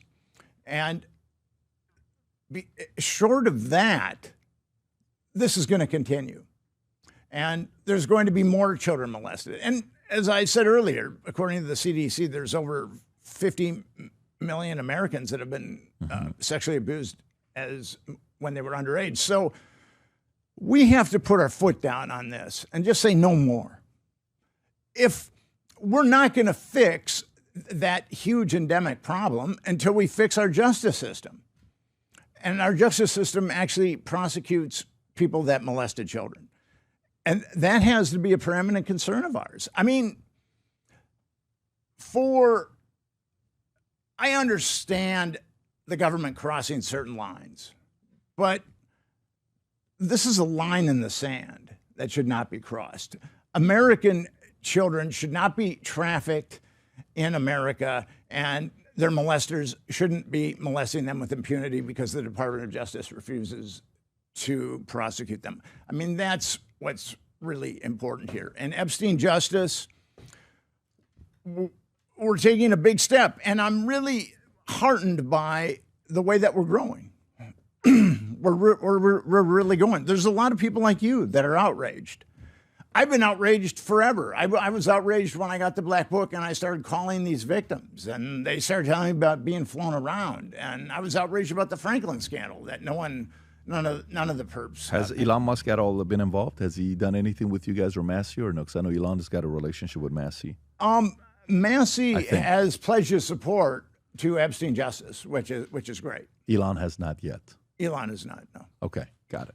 Sounds good. Well, Nick, where can people find you? I know we gave the EpsteinJustice.com. Anything else you want to share before we wrap up? EpsteinJustice.com. There's also a petition there, a change.org petition that you can sign. You can join us in our webinars. We have webinars every month on how you can put pressure on your legislators to get them to support what we're doing and to seek justice on behalf of the victims. And as I said, if we don't, this is going to be our best opportunity to stop this. And if we don't stop it now, we're not going to be able to stop it. It's going to keep growing. And 89% of Americans want to see the government with transparency on this. It's not like we're talking 89% of Americans. Who is the 11% that doesn't? That's who I want to know. Who is the 11% that doesn't want to know? They attack me quite often on the internet and in social media. I've met them. Nick, appreciate your work. Keep at it. And I hope more people look into it and get more curious about this topic because we just want to find out what happened. It was one of the things that some of the administration promised, not necessarily Trump. I don't put this on Trump because even when Campos interviewed him on Fox News, Campos Duffy interviewed him, he specifically said, I don't know about Epstein. He said yes to 9/11. He said yes to JFK, but he didn't say yes to 9/11, yes to Epstein. Kash Patel did. Bongino spoke about it a lot, as well as Pam Bondi, and we got nothing so far. So hopefully the leadership team who fumbled this will come through and reveal and release something. They're telling us there's do you think nothing. that's going to happen? I don't know if it's going to happen. I think I think everything happens, Nick, with pressure. And that's why Epstein justice is so important. If there's pressure of this in the right way, and it becomes more and more and more and doesn't go away, then eventually yes. If not, it'll go away, and then we'll wait another 5 years for another story to come out. And in the interim, the next Epstein is plotting his moves and he's doing what he's doing. The only reason why the Epstein story came out, I firmly believe this, is Michael Ryder, the chief of the Palm Beach Police Department. He would not back down. And if it wasn't for him, this wouldn't have come out. If it wasn't for the Franklin, the Nebraska Senate subcommittee that looked into the Franklin scandal, this never would have come out. Him? Yes, he's a hero. Has he been interviewed? Is Michael he alive? Ryder, he was interviewed on a Netflix called Filthy Rich. Oh, okay. That's about the Epstein. documentary. But Got it. he is a hero. Michael Ryder is a hero. Well, Michael, wherever you are, kudos to you, buddy. Nick, thank you for coming on. Appreciate your time. Thank you. Thank you so much. Take care, everybody. Bye-bye, bye-bye. Hi, I'm Nick Bryant, and if you want to connect with me on Connect. You can ask me about Epstein justice and also all things Epstein.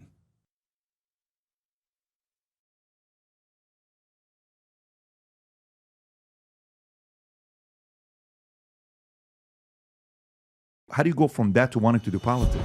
Politics, the only game left for grown-ups. And there's that competition.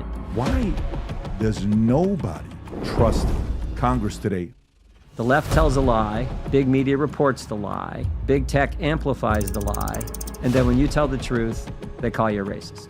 Every one of our liberties under the First Amendment was assaulted by the government, the Biden-Harris administration. Every single one. Who can Trump fire? Who can he not fire? Come in, fire everyone you're allowed to fire. And then, frankly, fire a few people you're not allowed to fire. To send a message like there is a new sheriff back in town. Who is the leader or the leaders of the swamp? You've been in it. That's one of the few times I really actually got mad at the witness. So I don't look at this as a liberty thing, Congressman Jordan. Well, that's obvious. He and I have a secret. We'll tell you what it is when the race is over. And that's how the founders envisioned. That makes a lot of sense to me. Put the sticker on his doorbell cam so they couldn't see. 58 seconds later, he is dead. Is this not criminal? It's troubling.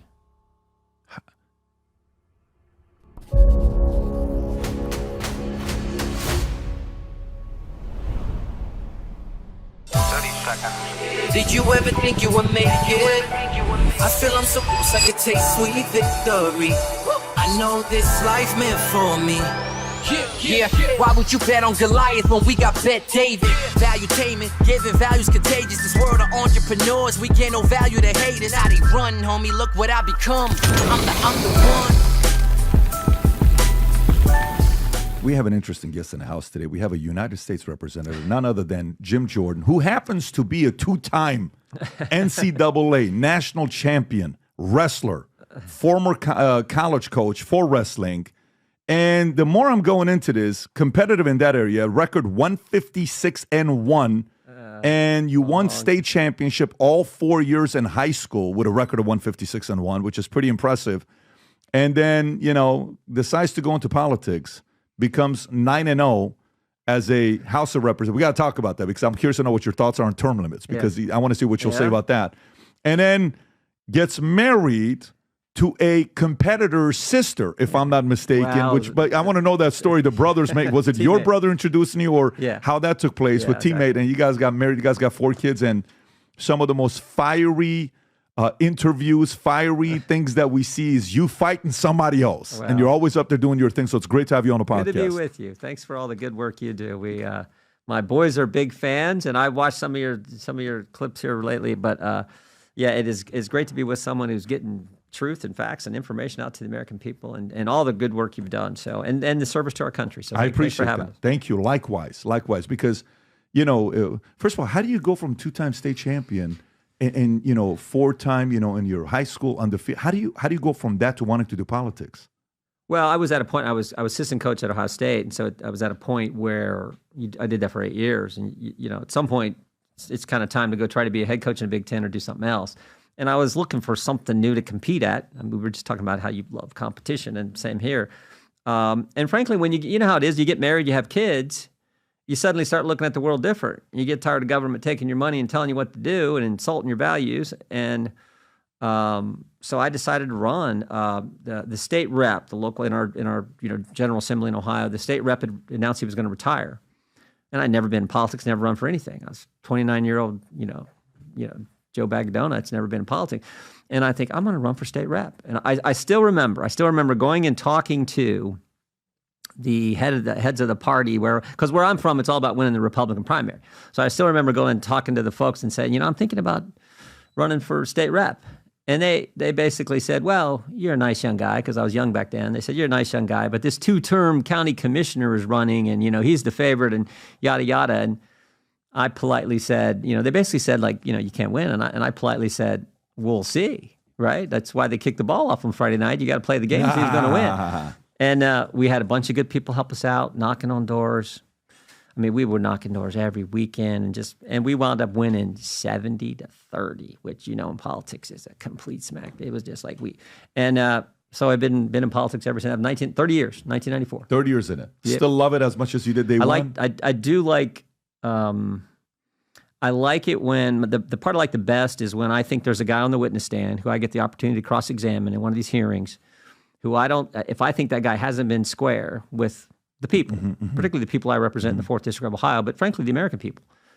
And it's my job to highlight that and demonstrate that and try to improve how the bureaucracy is going to operate for how the government's going to operate for the American people. So I like the competition part of it. I see some of this stuff like weaponization of the federal government. You've gone against FBI, CDC, DOJ, all these guys, Hunter Biden, the handling of the classified documents, Fauci, ESG, all of these things you've gone up against. It seems like that's what drives you when you see some of the correcting the injustice that's taking place. That's when you get fired up and you want to compete and get in there. And again, it's entertaining to watch because some of this stuff with politics, you need fighters. I was thinking you were going to be the Speaker of the House. You know, Kevin and I have spoken multiple times. Yeah, we had him on. I like Kevin. I enjoy talking to Kevin, and I know you guys are friends. Yeah. But I thought for a moment, I'm like, you know what? Is he? And I think there was a moment for about a week or two where you were the one in the talks that could be the Speaker of the House, and then it went a different direction, and then Johnson, and then obviously it never happened. But how close was it to you being a Speaker? Well, I mean, I got the nomination after. With Kevin, we had the 8 guys who got rid of Kevin, which was a mistake. And then we had the ballots, and I ultimately get nominated. But there was a handful of guys that just weren't going to vote for me. And after 3 rounds, remember Kevin went 15. I remember that. And crazy. I remember I nominated him in the 2nd round. But, after 3 rounds, I just saw that it wasn't going to happen. So I went to the conference and basically said, okay, we can have a secret ballot vote. Do you still want me as your nominee, or do you want to move on? Because I didn't feel like it was appropriate to keep making my colleagues do it on. But there were a handful of folks who I think most of them kind of dealt with the Appropriations Committee, but there was a handful who didn't want to do it. But look, right now we're focused on, we got 7 days to win this thing. And I think we can win all 3. I think President Trump's going to win. I do feel like we're going to win the Senate. I think Marino's going to win in Ohio. We've been campaigning with him. I like McCormick in Pennsylvania. We've done a lot of. He's an old wrestling guy. He was captain at West Point. In fact, he called me up. Ratcliffe called me. John, who was a colleague of mine that worked for President Trump, called me like a year and a half, 2 years ago, and said, "Hey, McCormick would like to talk to you." I said, "Well, fine. I'm happy to talk to him." And so he calls me up. We start talking, and he says, "Hey, I wrestled. I was state champ Pennsylvania, and was captain of the team at West Point." I'm like, well, why didn't you tell me that? I said, I'd have been for you last time if I'd have known that. He's a great guy. That's cool. I think he's going to win. So I think we're going to win the Senate. I think we're going to keep the House.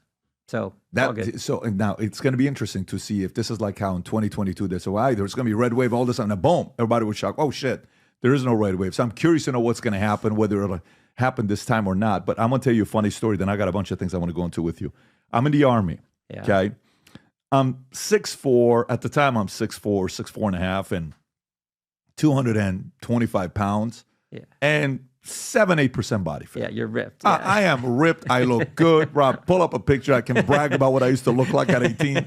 And I feel good. Like if I'm fighting, if I'm wrestling, if I'm doing what I'm doing, I'm feeling good about myself, okay? That's the one right there. If you go to the second picture, Rob, the one that's me in the Army. That's actually in the barracks. Dang. That's me 19 years old in the barracks, okay? Yeah. And you should have wrestled. Well, Holy let me cow. tell you what happened. I didn't wrestle. So we're in boot camp, and we got 100 kids around, and everybody's coming in. We're fighting each other. And then this one kid comes to me. He's probably 5'6", 5'7", but I'm going to say 130 pounds. And he says, look, let me try. This is me, by the way. He says, let me try you. And I said, you want to try me? I said, look, I don't want to hurt you, honestly. This is not fair to you. Yeah. That's me 14 on the left. That's me 19 in the right. Yeah. Look at that. So we start. I said, I don't want to do this to you. There's people here I don't want to embarrass. He said, no, don't worry about embarrassment. I've got a thick skin. I'm like, I'm telling you, I don't want to do it. He said, just give me a shot. Jim, I'm not even kidding. I know what you're in gonna say. 6 seconds, I'm begging him to stop. Front- And he little front does it headlock? with a smile on his face. Yeah, that's so so funny. I'm like, dude, what is stop? And Yeah. I'm like, what's the matter with you? He says, well, listen, I'm pretty good at it. He says, why are you so good? He says, I was a state champion in Florida yeah. or Ohio, one of these sets. So you should have told me something. I said, well, you were enjoying yourself too much. I wanted to surprise you. But that's the thing with wrestlers sometimes because you can never tell. And then all of a sudden you're like, Unless they got the ear. Unless they got the ear, which Yeah, is then you know.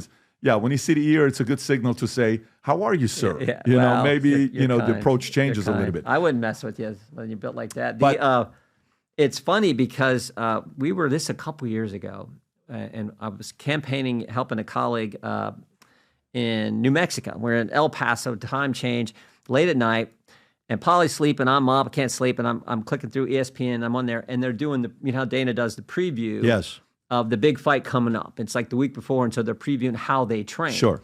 And it was Khabib's protege. I forget the guy's name. He's the tough in same weight class as Khabib. Kamzat or Ismail, something like that. I forget. Anyway, they're showing him training, and then they're showing the guy from Brazil. So this is a couple years ago, and it's the big fight. And they show how they train and all. And it was funny because I'm watching it, and it's like the Brazilians that's a different kind is he the stocky, shorter guy? the Khabib guy is the guy from Dagestan, who Khabib was training, and then the guy from Brazil was the longer, lankier Brazilian style, and they showed him training. But it was funny because the guys from the Dagestan group, they start with the wrestling base, and it showed them in the room training. I was like, that's exactly how our boys were training with my brother, and they're shooting across the mat and different things.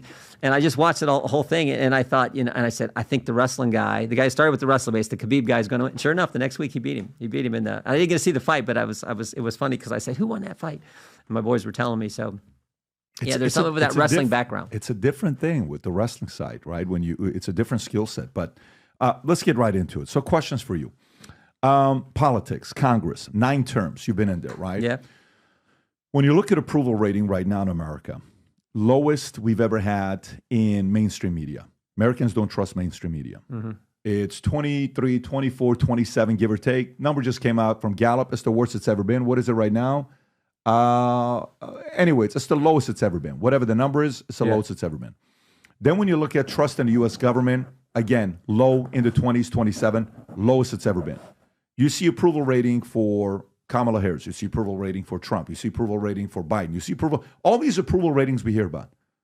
Do you know the lowest approval rating in America right now is Congress, 16%. Why does nobody trust Congress today? Left, right, center, 16% is terrible. How do we get there? Yeah, I think it's Congress is disappointing the American people. There's I always joke and say, if you remember that movie 1776, the opening scene, John Adams is up in the bell tower, and the clerk calls him, Mr. Adams, and he comes walking down, and he walks in there at Independence Hall where they're getting ready to debate and put together the Declaration of Independence, and he walks in. The opening line of the movie, he says, "One useless man is a disgrace. 2 are a law firm, and 3 or more are a Congress, and I've had it with this Congress." So I think it might have been there 2 from are lawyers, 3 is our Congress. Yeah. One useless man disgrace, 2 are a law firm, and 3 or more are Congress. So I think it might have been there from the get go. It's like a frustrating body where you got to debate, and then of course this past Congress, it's kind of fit what Adams described. Now what's interesting is, of course, no one likes Congress, but they all like their congressman. Or no one likes Congress, or all like their congresswoman. Because the reelection rate is huge for incumbents. But it is frustrating, and frankly, I think part of the problem too is when the founders set up this great experiment in liberty, the greatest country ever, 3 separate and equal branches of government. If there was one branch that was supposed to be a little more equal than the other, it was supposed to be the legislative branch. And in particular, the House of Representatives, because that's the body that's closest to the people. Every 2 years, voters get a chance to throw me out. I tell them all the time, that's a good thing. Keeps me honest, keeps me coming back talking to the voters. I get the privilege of representing. So it was supposed to be the one, and that's why under our Constitution, all spending and taxing has to originate in the House of Representatives, the body that every 2 years has to go in front of the people.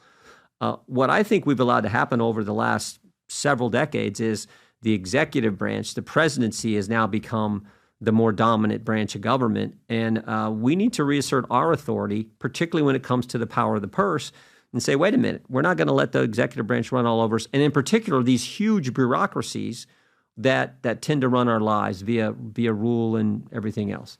And of course, the best example of someone who's never been elected, who ran our lives for 3.5 years, is Dr. Fauci. Fauci, 40 years in the government, highest paid official in the government, literally ran the country for 3 years and violated our liberties. I tell folks every time I give it, I'll say it tonight when I'm speaking to the group tonight.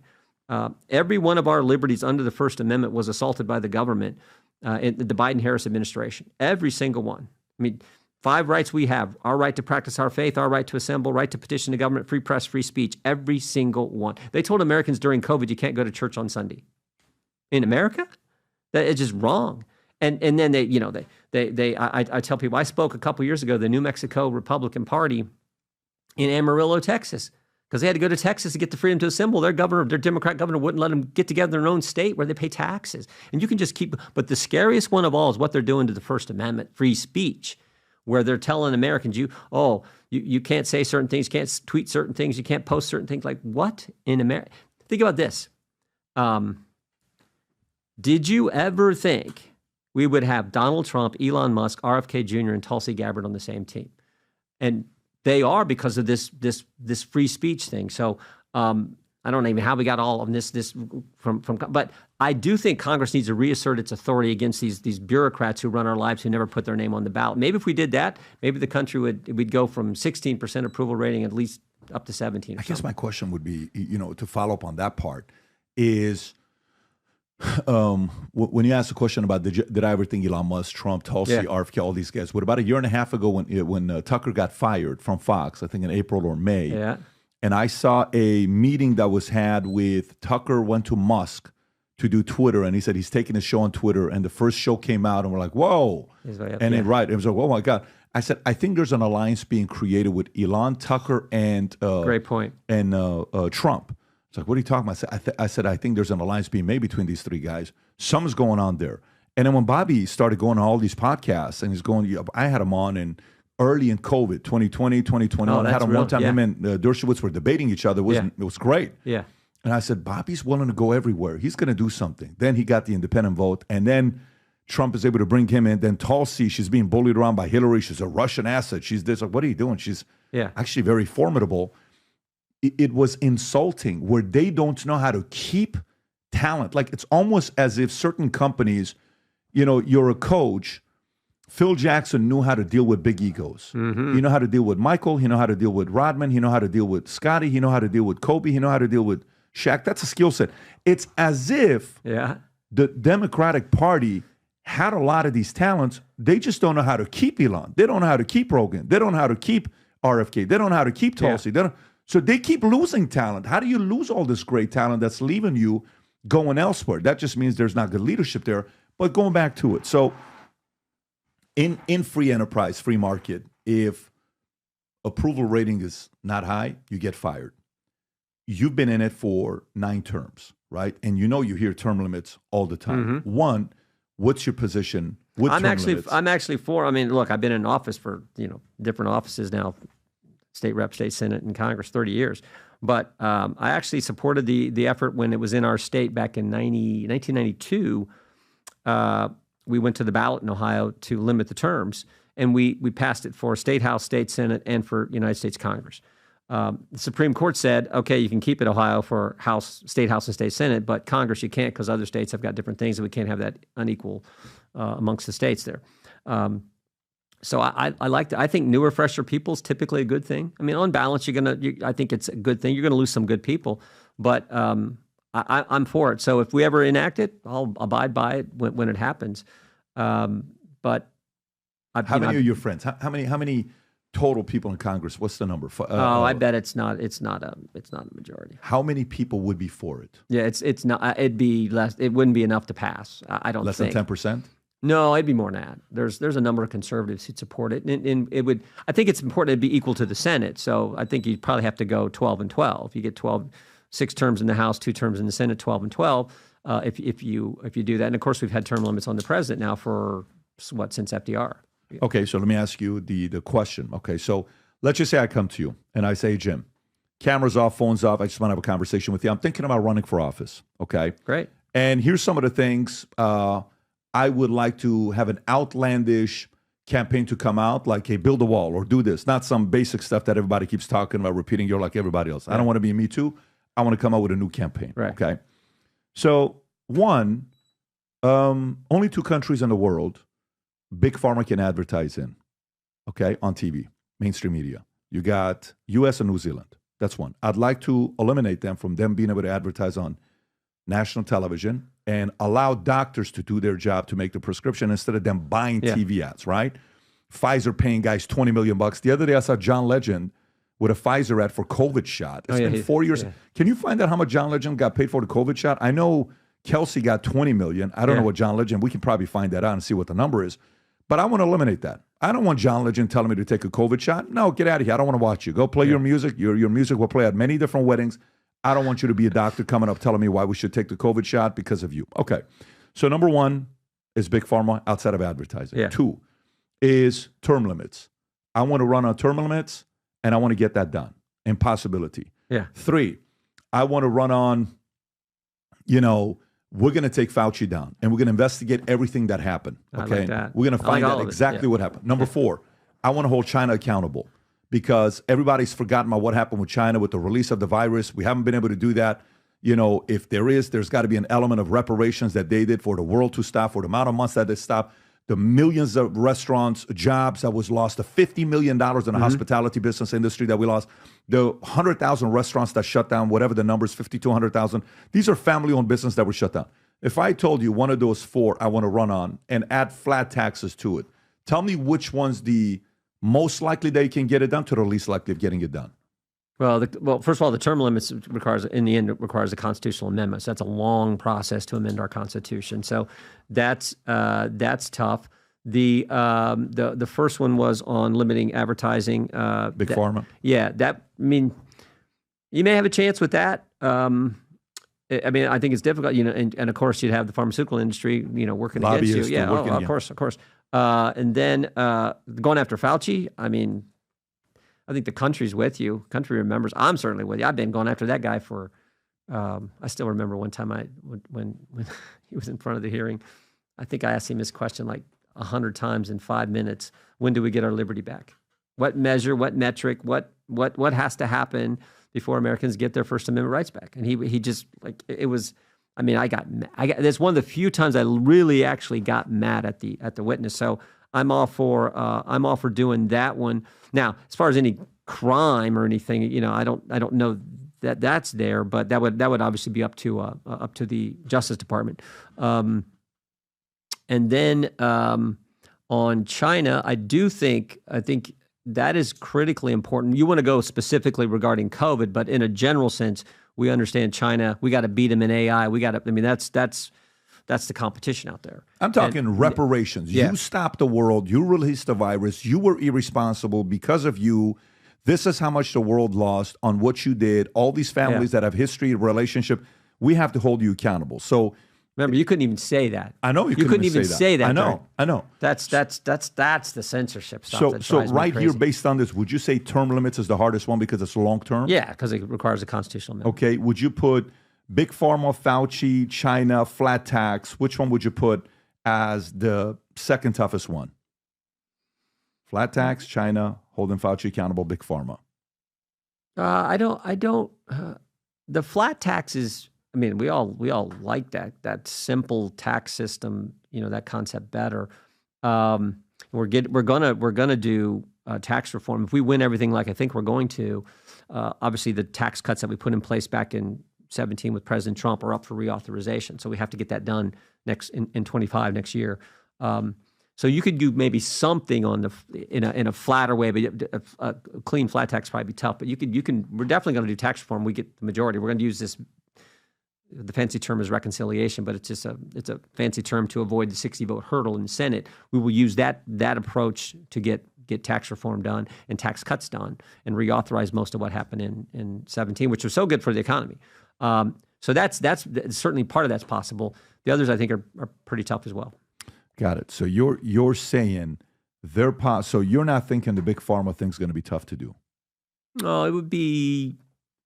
I mean, I just know the way the lobbying thing works, and I'm not on the Energy and Commerce Committee. What some of these committees do. I'm on the committees where we're always in a debate and doing an investigation and judiciary and oversight. But the better answer would come from them. But I think there's probably a possibility that happens.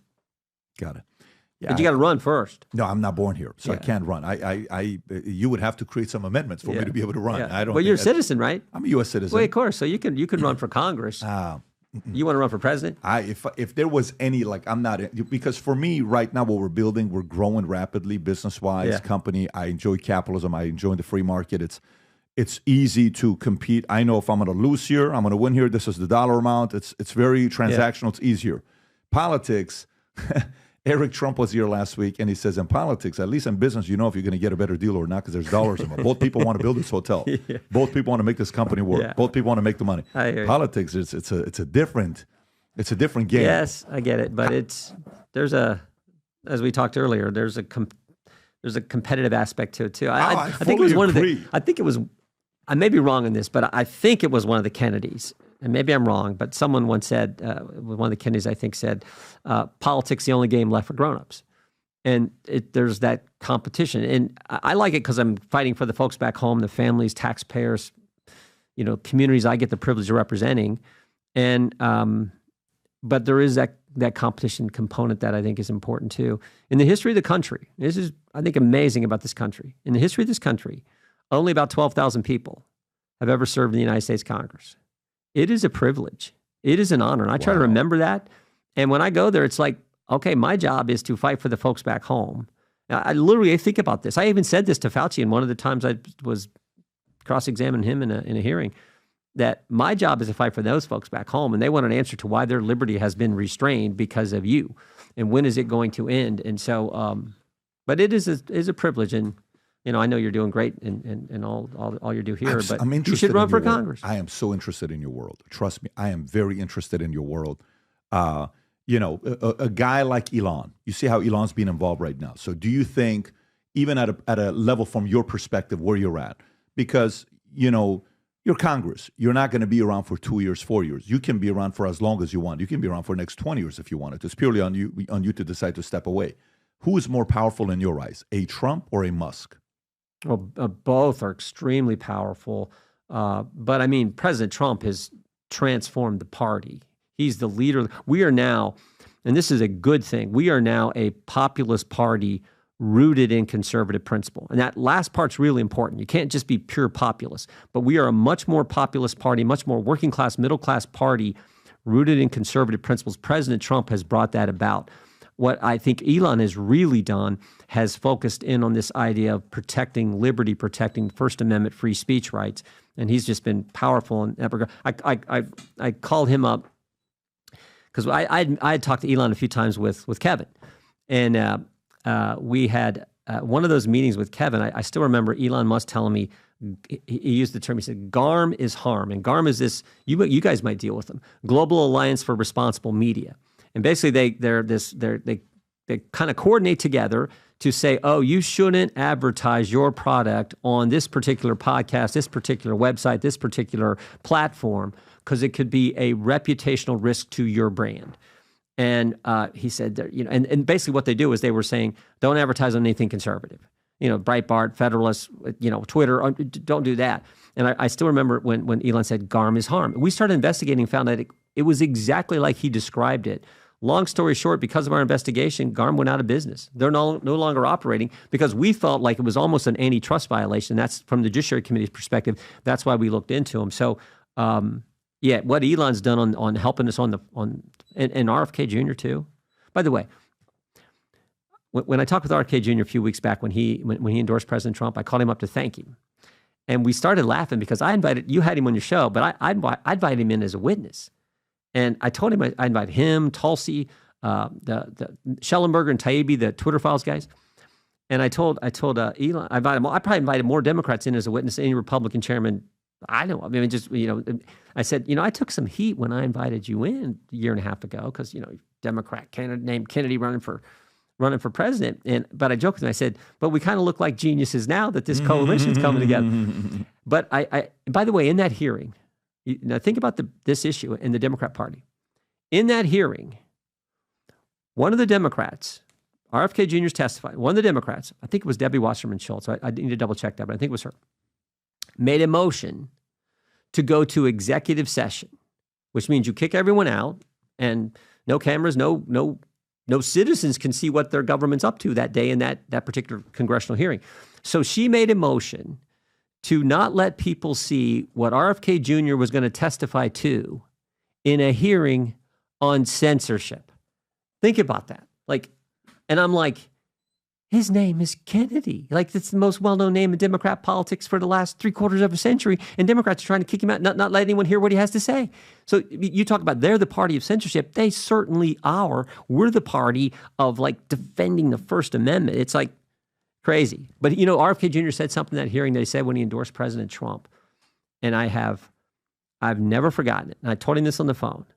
I said, when you testified in the hearing, you said, when you look at history, it is never the good guys who are for censorship. It is always the bad guys. And that is so true. And I think Americans are seeing through this. And this is there was a survey last week where number one issue is inflation, number two issue, First Amendment, protecting the First Amendment. Ahead of the border, ahead of other issues. I saw that. And I was like, holy cow, that's amazing. I saw that. So Elon even tweeted that out to show what the number was about. We talked about it on the podcast. But the Fauci we see, you've spent more time with them. You've had time with them one-on-one, your fights. Rob, do you have a clip of one of the fights? Let's post one of these to remind people, because a lot of time, when time goes by, we forget how nasty things were during COVID. Yeah. Go ahead and play this clip. That call would have been on the call. Well, the call was arranged by Jeremy Farrar. You should ask him. Okay. Did U.S. tax dollars flow through a grant recipient to the lab in China? I'm sorry. What was? Did U.S. tax dollars flow through a grant recipient to the lab in China? Yes, of course. It was a sub-award to the Wuhan Institute. And who approved that award?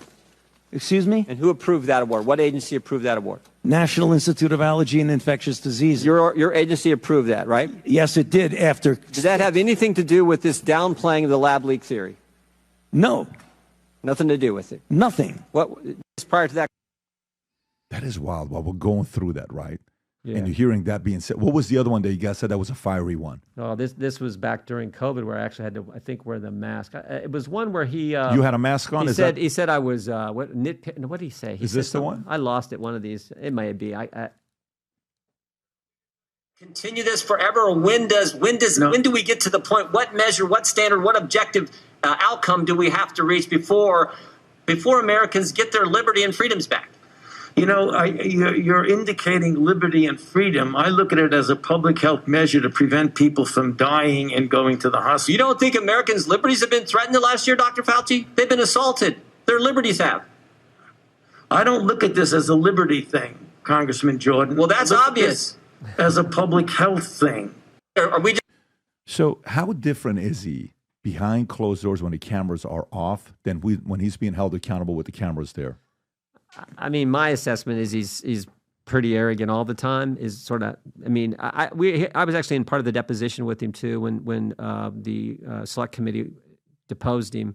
He was obviously a little more friendly back there in that situation, but he just, the thing I look at is everything he told us turned out to be false. Everything. They initially told us, oh no, it wasn't gain of function research done at the lab in China. Sure looks like it was. They told us it wasn't our tax money used at the lab in China. Yes, it was. They told us it didn't come from the lab. No, it didn't come from the lab. It was a bat to a pangolin to a hippopotamus to we all get then they said the vaccinated can't get it. The vaccinated can't transmit it. They said mask worked. They said 6 feet social distance was based on science. And then the kicker was when they told us, oh, this is the first virus in history where there's no such thing as natural immunity. He was 0 for 8. Right? Eight things he told us that were false. And meanwhile, he's telling us all these false things. And you can't go outside in certain states without a mask on. If you walk your dog after 10 o'clock, you're going to get a ticket. Tim Walz was telling people to snitch on their neighbor. What is that? Based on all this stuff that we got from this guy who's paid $400-some thousand by the taxpayers, who's worked for the taxpayers been in government for over 40 years. it just was frustrating. But then the question becomes, okay, so you say that, right?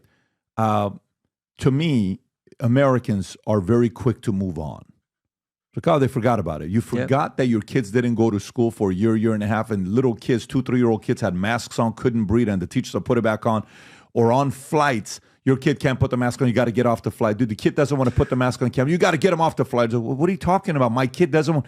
Moms are screaming, crying, the chaos, the power trip that these airlines had. Yeah. So then I sit there and I think, why is Congress at 16%? Is it because nobody ever gets held accountable? Is it because... What is the level? Like, imagine for the people that are still not over it. They're still kind of like, okay, how old is this guy right now? Is he 82 or 81? What's his age? He's 83 years old. What's his age? 83 years old. Born on the same day as my mother, by the way. Pretty interesting. Except she's not 1940. She's a little bit after that. She's Christmas Eve. Is this guy ever going to be held accountable, Jim? It's probably the question I get. Sometimes they're even more direct. They're like, when is someone going to jail, Jordan? I mean, it's like, and all we can do, and it's a frustrating, but it's the truth. All we can do in Congress, in the legislative branch, is do our duty of oversight, get the facts to the American people. Then we can do referrals. If we think someone is guilty of criminal conduct, we can refer them to the Justice Department. But that if that goes anywhere depends on Merrick Garland and the folks at the Justice Department. We can also propose legislation that would help, fix something or do that. We're the legislative body, but we can't prosecute or indict anyone, and it's frustrating for the American people. But that's where we. So what we try to do is get the facts out. Now, sometimes just the facts will make a difference. I use the example all the time. Remember 2 years ago, if you remember when the Department of Homeland Security was going to, they began to establish the Disinformation Governance Board, as if some bureaucrats can tell us what we can say, what we can't say. I mean, it was like crazy. What's misinformation? What's disinformation? What's malinformation? All these crazy terms again. And we made a big stink about that. I bet you talked about it. And all kinds of conservative folks around the country were talking about it. And long story short, the Biden administration, well, we've decided to cancel the Disinformation Governance Board. And it's because we made a big, that doesn't square with the First Amendment. Another good example was the IRS used to have agents make unannounced visits to American citizens' homes. And Danny Warfall, the commissioner, announced a year and a half, 2 years ago that, we're gonna stop that. We're concerned about our agents and blah, blah, blah. And I'm like, the reason you stopped this because we caught you.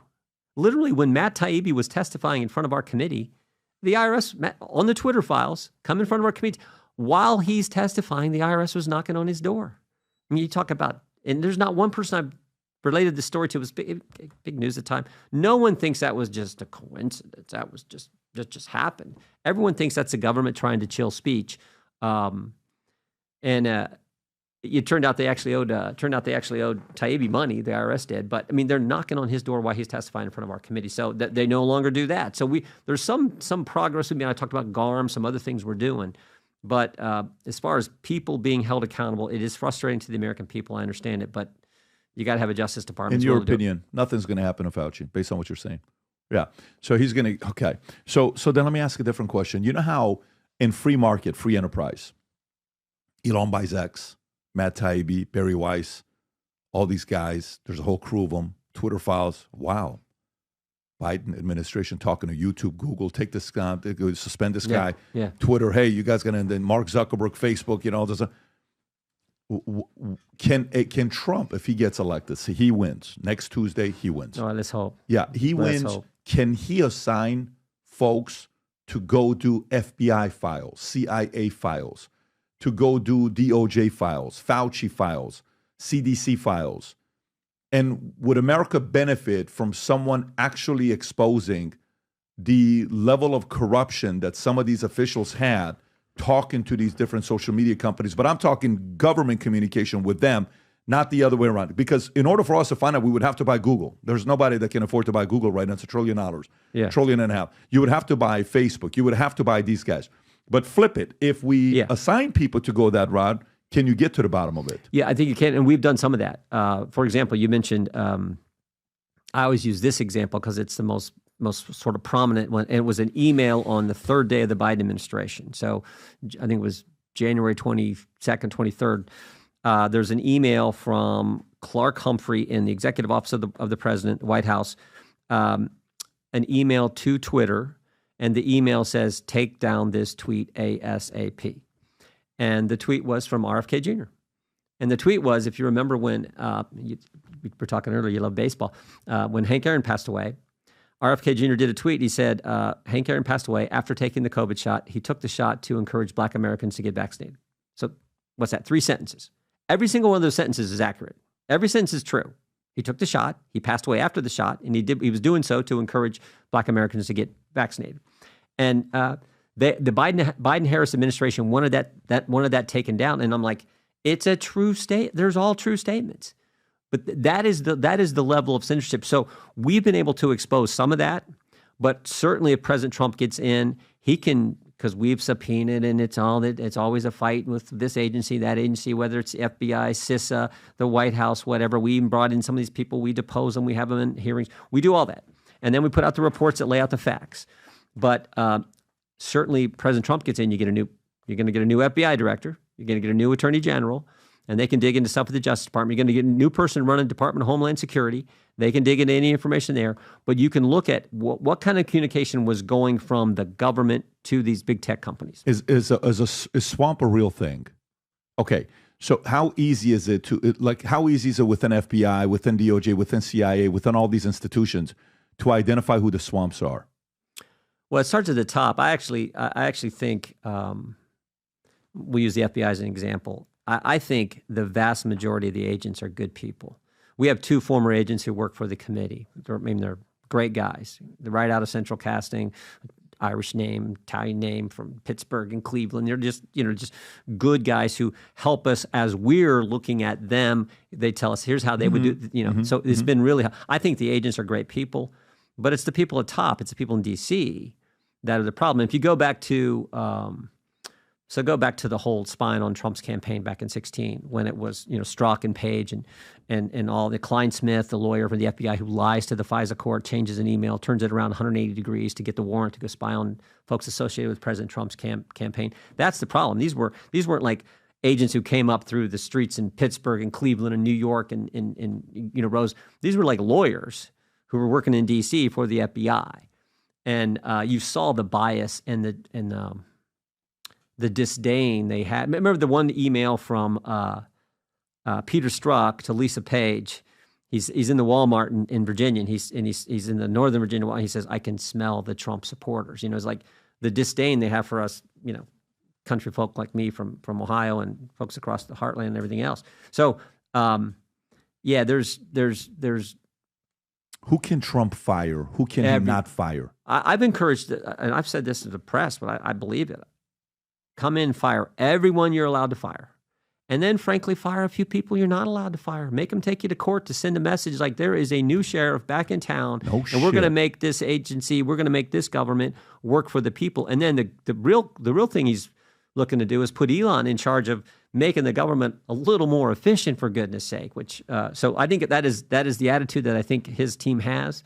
Certainly the attitude I think the president has. So when you say come in and fire everybody, and some you're not supposed to fire. So what's the number? You just said earlier, 12,000 people in the history of America have been members of Congress. It's a very elite organization. It's very honorable to be one of 12,000. Hasn't happened that many times, and God knows how many people have lived in the U.S. since 1776. Yeah. What is that number of how many people to fire to clean house? Well, there are certain people, historically, of course, you come in, we'll use the Justice Department since, we're on the Judiciary Committee. You fire all the U.S. attorneys, just like there's, I think, I forget what the number, 100, I forget the number of U.S. attorneys in the districts around the country. You fire all them. I think you come in and get rid of the FBI director. You come in and get rid, obviously the cabinet's going to be new. But there's a level of people at the top of these agencies that are political appointments. I would like, you got to get rid of all that, I think. And then if there's some level below where you want to, like, this person, maybe they need to go too.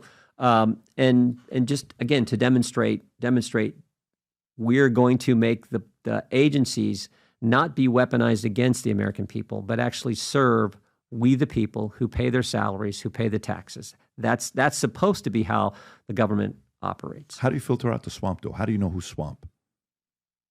How do you know who's swamp? It's all about leadership at the agency. It'll take a while to figure it out. What are signs? Like if I were to, because remember, like he talked about it, first time he came around, he didn't know anybody in D.C. So just kind of hiring people left and right. Nowadays there's rumors circulating who he's going to hire as his chief of staff that's going to help him with all the other people and all these names that we're hearing about. But how do you identify who's swamp? I think it's like any organization. You have to have leadership matters. So okay, if you got to pick the guy who's going to, again, let's say lead the FBI and say, okay, here's how we're operating. We're not going to be, kicking in the door of some pro-life activists in Philadelphia and putting him in handcuffs in front of his wife and children. We're gonna handle things different. As just an example that come to mind. But it all starts with the people at the top, and it starts with smart people who are committed to the Constitution and them getting in there, and whether it's what they've done in business, identifying key people who they can trust, who are going to do the right thing. I think it's all about leadership. And of course, that starts with President Trump as commander-in-chief and head of the executive branch, and then right on down through each of these agencies. How different is the approach on the second term? Because in my mind, I'm thinking strategy. First term, you're not going to do everything because you kind of will do 60% of what you want to do, but you got to keep some of the real stuff that you want to do on your second term to get reelected, so you're not a one-term president because that's embarrassing. You want to be a two-term, so maybe you'll keep the 40 and surprise everybody on the second term because you don't give a shit about getting reelected, right? Okay, so how different is it now, second term, not back-to-back, if he wins, how different is a second term being used on a few different lenses that I'm looking at this? One, if I'm mainstream media, Trump gets elected, I don't know if Trump is my enemy anymore. I think the number one enemy for me will be who's going to be constant, which is probably going to be Elon. And I think the number two enemy for me will be J.D. Vance because he can be a two-term president.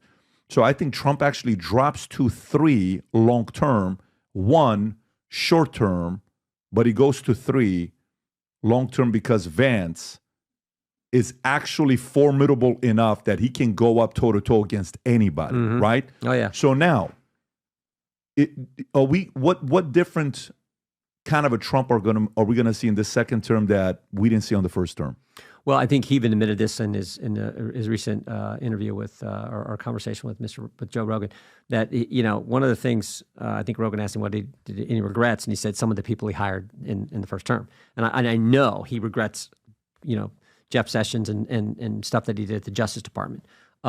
So I think he will come in a much better way, and like he's already thinking about, I assume, and his team is, and Lutnick is doing the transition. Getting ready if and when President Trump wins, which again, I think he's going to, putting together that team that's going to be ready to go. The other thing is, this is why it's important we win the Senate and maintain the majority in the House, is I think the mandate is clear if we win everything. Reauthorize the tax cuts, get this economy going. Stop and think about it. Democrats win, they're talking about taxing unrealized gains. Maybe one of the dumbest things I've ever heard.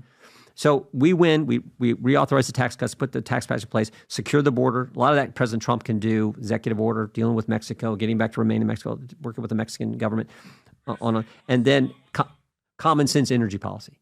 Energy is the key. I always say, if you want to, the world is safer and better when America leads. If you want to lead militarily, diplomatically, you have to lead economically. You want to lead economically, you got to have readily available energy at affordable cost. Get back to common sense energy policy. And then continue the work on this, stopping these agencies from being weaponized against the country. I think that's the mandate. So come in, pick the people who are totally in agreement with 1, 2, 3, and protecting liberty and First Amendment, all the things that we've talked about, and then put them in place and let's go.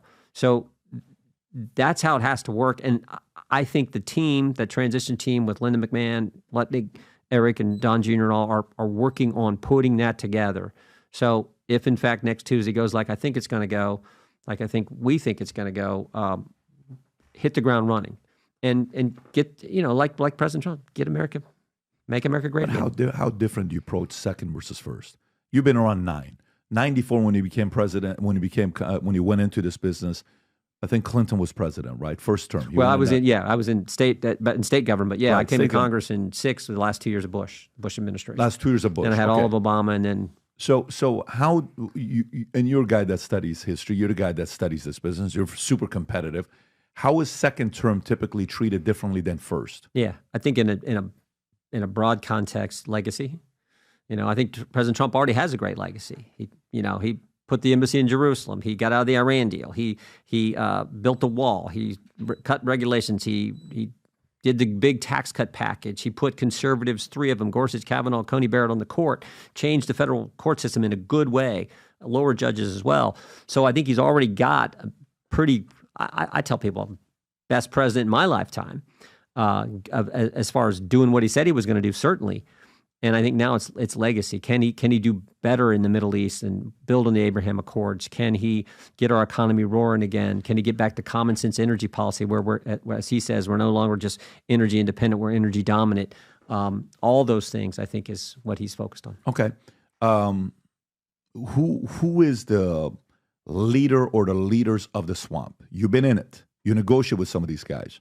Who are some of the leaders and influencers, the E.F. Huttons of the swamp? Well, I just think it's the left. The left and all their crazy policies and how the bureaucracy seems to sort of move that way. And I guess, I always say the left seems to me the divide in America today. This is what Sarah Huckabee Sanders said this, and I totally agree with her. If you remember, she did the response to the State of the Union a year and a half ago. She did a great job. And it's a tough job because the response, you're in a room talking to a camera. The president comes into the chamber and the House, the Senate, the Supreme Court, the lights, the camera. It's a big. But her she did the response, and her best line I thought was when she said, "The divide in America today is normal versus crazy." And so it seems like the whole bureaucracy's got these crazy left-wing positions, and the left just sort of reinforces it. But faces, who are they? It's the top people. Again, I look at look at Homeland Security. I kind of focus on the agencies that we deal with, but look at Homeland Security. They tried to set up a disinformation governance board. Mayorkas will come in front of Congress and never give us an answer to any question. And when he does, he says he doesn't know. I mean, I remember a couple years ago I asked him.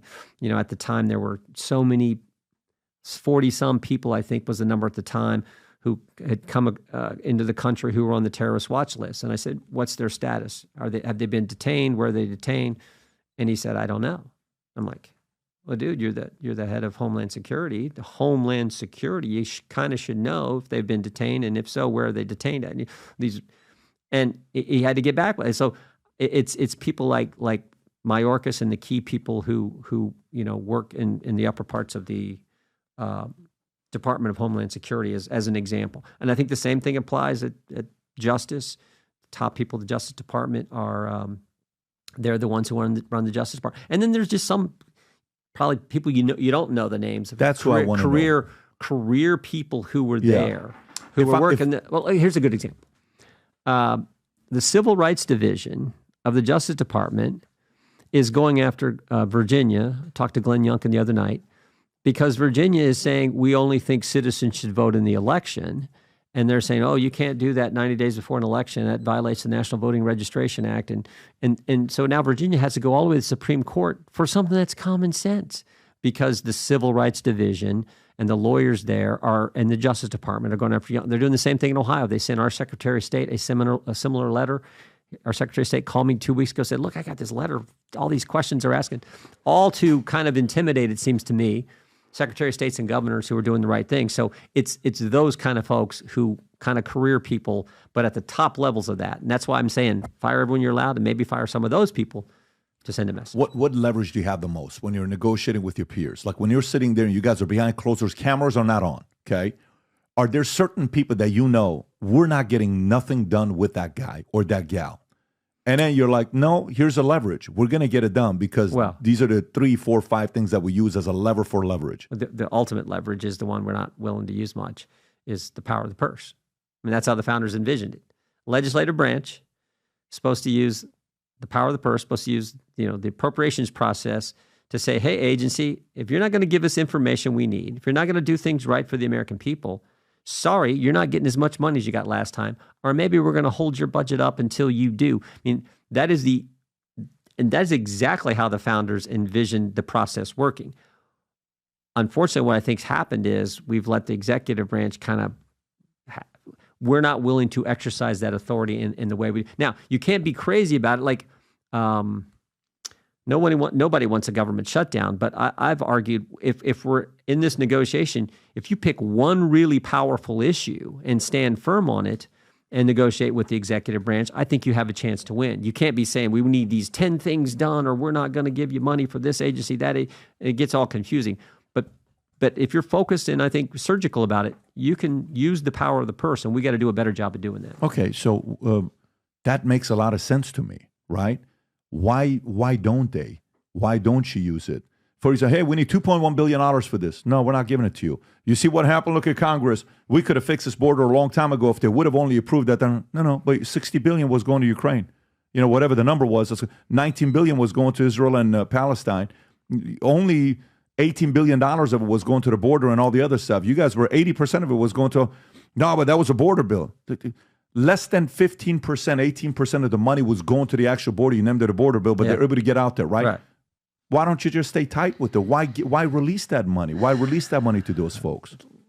Look, I agree with you.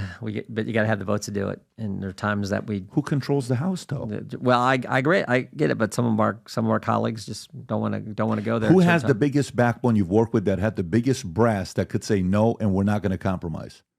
Who's somebody that the other side was like, damn, we can't get nothing done through this guy? Well, President Trump can negotiate, and we got the tax cut package done when he was there. He did just a number. We got regulatory reform. He stood firm and got his Supreme Court justices confirmed. He's been I think real tough. Who else? But not president. But you mean in the Congress? Right, Congress, Senate, somebody where you're like, they fear this guy. Well, I think it has to be. You have to have a majority of the Republic. You got to have a majority of the Congress who's willing to stand firm on something. I argue. An example I use is from a year ago. We have these continuing resolutions. Not the way you should operate. You should just pass the appropriation bills, the individual bills. But continuing resolutions aren't all bad if you're gaining something in the process. And I argued when we were in one of these situations a year ago, going up to September 30th, the end of our fiscal year, I said, if we're going to do a continuing resolution, let's stand firm on something. Say, okay, we'll fund the government at the level you guys want. We'll do it. We won't do the individual bills. We'll fund but we want to fix the border. And we should have attached, I thought, some simple language which said, no money can be used to process or release into the country any new migrants. So just call a timeout on the asylum claims. Not a timeout on people with a legitimate visa or anything, but people coming in claiming asylum, because we know most of those people aren't legitimate claims. Let's just call a timeout on that and hold firm on that. After all, even Mayor Adams in New York was saying, we can't have millions and millions of migrants just coming into our country like the Biden and Harris administration was doing. And unfortunately, we couldn't get the votes for it. So that's how I think you play. I learned a long time ago in politics. One really good issue beats 15 pretty good issues every time. And we had a really good issue that if we're in a fight on appropriations and on spending, we should have focused on. That to me was the really good What's issue. the longest government shutdown we ever had? 35-day government, the longest year system. Something like that, yeah. 1995, 1996 led to 380 federal workers furloughed and additional 420. So when we say government shutdown, who doesn't get paid? Does it go all the way down to military, Army, Air Force, National Guard? Is it everybody? Or what is government shutdown? No, there's essential services that do get paid and aren't shut down. In the end, it's really relatively small, and you can make sure, like we could say, well, we want to fund the military, but what the left will typically do is they'll hold up the defense bill, and they'll say, we're not going to pass the defense bill until you pass all the other welfare spending. Who's better at holding the power of purse, the left or the right? Well, I mean, the left wants to spend money all the time, so we definitely want to spend less than what the left does. The Republicans. Well, you're saying if they're using military, spending, and that's a big amount, right? We're spending military. Who's better at using that card? We're not gonna give you entitlements. We're not gonna let you spend money. The Democrats use that every cycle. Every year they will say, frankly, the number one responsibility of the federal government is secure the country. So we should pass that should be the first bill we pass. Do the National Defense Authorization, authorize where it needs to go, fund the Defense Department, make sure our military needs what it needs, and military families, are taken care of, and the weapon systems we need to deal with China and North Korea, Russia, everything else. Fine, pass that first, and then negotiate. But they never. The left always says no. We're holding that up because they know Republicans. And that's central to the defense of the country. They hold that up because they want all the other. Same with the farm bill. When I was trying to be a firefighter, I went to the fire department in Granada Hills. And I'll never forget, I walked. I didn't have a car. My car hasn't been delivered yet, the Mitsubishi Eclipse. I was waiting for it. I went knocked on the door. Hey, I'd like to be a firefighter. Really? Yeah, I just got out of the Army. I TS'd a week ago. I'd like to get a job. There's a 5-year freeze for firefighters right now in LA County. I'm like, really? Yeah. Seriously, yeah. Wow. Yeah. I thought I was going to get out. And by the way, thank God there was, because what I ended up doing was great. But if I was a firefighter, who knows? I may have retired 7 years ago from being a firefighter, and 8 years ago from being a firefighter. But why can't when's the last time you guys had a freeze? We're shutting down the border. We're not taking anybody for a year, 2 years until we figure this thing out. We're shutting down such and such department. We're not hiring anybody, a freeze for the next 2 years. When's the last time you guys had a freeze? I can't recall. We couldn't even, think about this. We couldn't even, in one of the bills, the fund of the government, I think this is last year, we couldn't even stop the FBI money that had already been appropriated. We couldn't even claw back money that had been appropriated for a new FBI headquarters. Like, what? There's no way the American people want the FBI to get a new headquarters. The FBI that spied on President Trump, the FBI that had a memorandum in the Richmond field office that if you're a pro-life Catholic, you're an extremist. The FBI that, can't tell us who planted the pipe bombs on January 6th, who leaked the Dobbs opinion, who had cocaine at the White House. They can't tell us any of that stuff, but they need a headquarters? Like, you got to be kidding me. So, some of these things are frustrating. Let me ask you a question. What happened here? Everybody wanted to know what happened here. Play this clip, Rob. I don't know if you've seen this or not. Maybe you can lower the audio a little bit, Rob. Increase it a little bit. This went viral. Everybody got an envelope. President Carter, that's Hillary, Bill. Jeb gets the same envelope. Mom shows it to him. Look at Jeb's reaction and her reaction.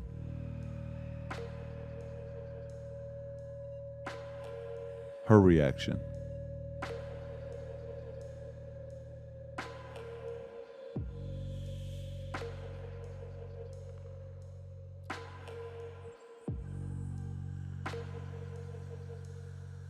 And refresh my memory, was this at John McCain's funeral? Whose funeral? George H.W. Bush. Senior's funeral. Oh, okay.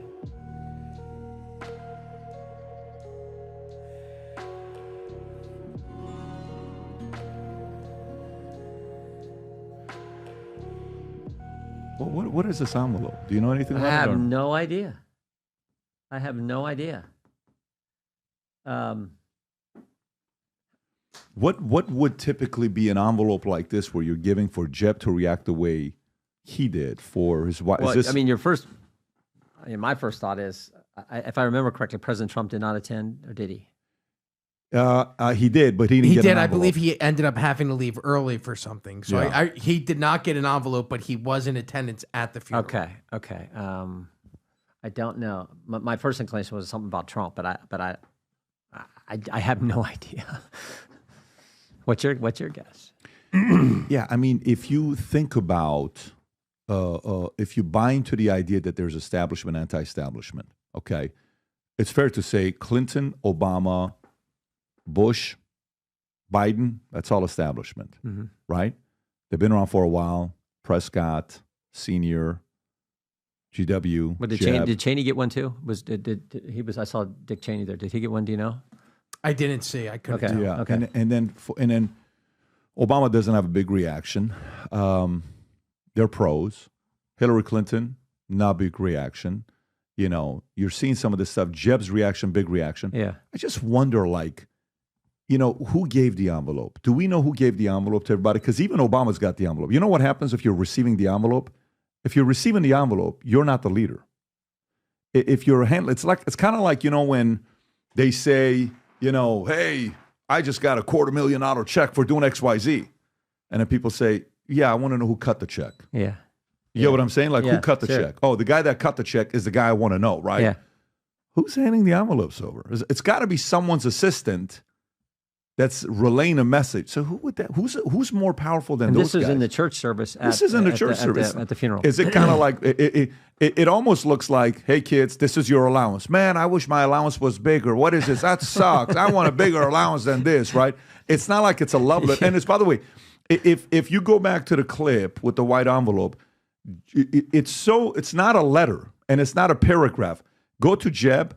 Look how long it takes for Jeb to realize what's in the envelope. It didn't take 7 seconds. Press play. Count the seconds. She reacts. He sees. That's half a second. So half a second is what? A number? A half a second reaction to something can only be if it's a... And then it's got to be small enough so the people behind you don't see. Maybe it says, there is no bone and ribeye for dinner tonight. Right, Rob? Maybe it's just chicken only. It's like, Jeb is like, are you kidding me, Mom? I need more options than chicken. Yeah. I like steak. Maybe he's like a vegetarian. He's upset that there's no vegetarian option on the menu. It can be that innocent. Let's not go deeper here, It was Jim. almost like a disgusting look, though. So it wasn't. Well, some people don't like chicken, right? But it wasn't a disappointed look. It was a disgusted look. That's a good point. From both. So you're saying it's more like caviar, like he just doesn't like, because some people are disgusted by caviar. From Mrs. Bush and... Play it again, Rob, just that one clip. Look at Jeb. He looks like he needs to go to the bathroom. Press it again. Look at that. Wow. Yeah, that's... Can you speculate? Even somebody, I'm surprised you've never seen this. Yeah, I have. I have, and I'm actually kind of surprised I haven't too.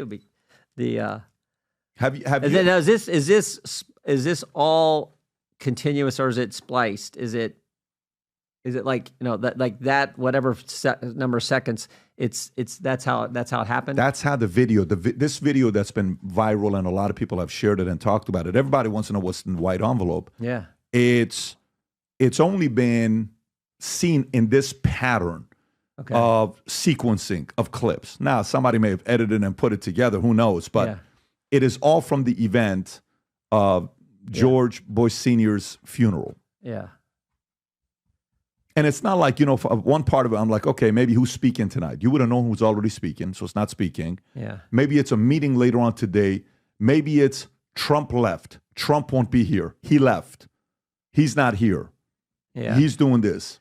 He said this. What is it? Well, that was my first thought. Right. Because, there's obviously no love lost between President Trump and Jeb Bush. I mean, back during the campaign.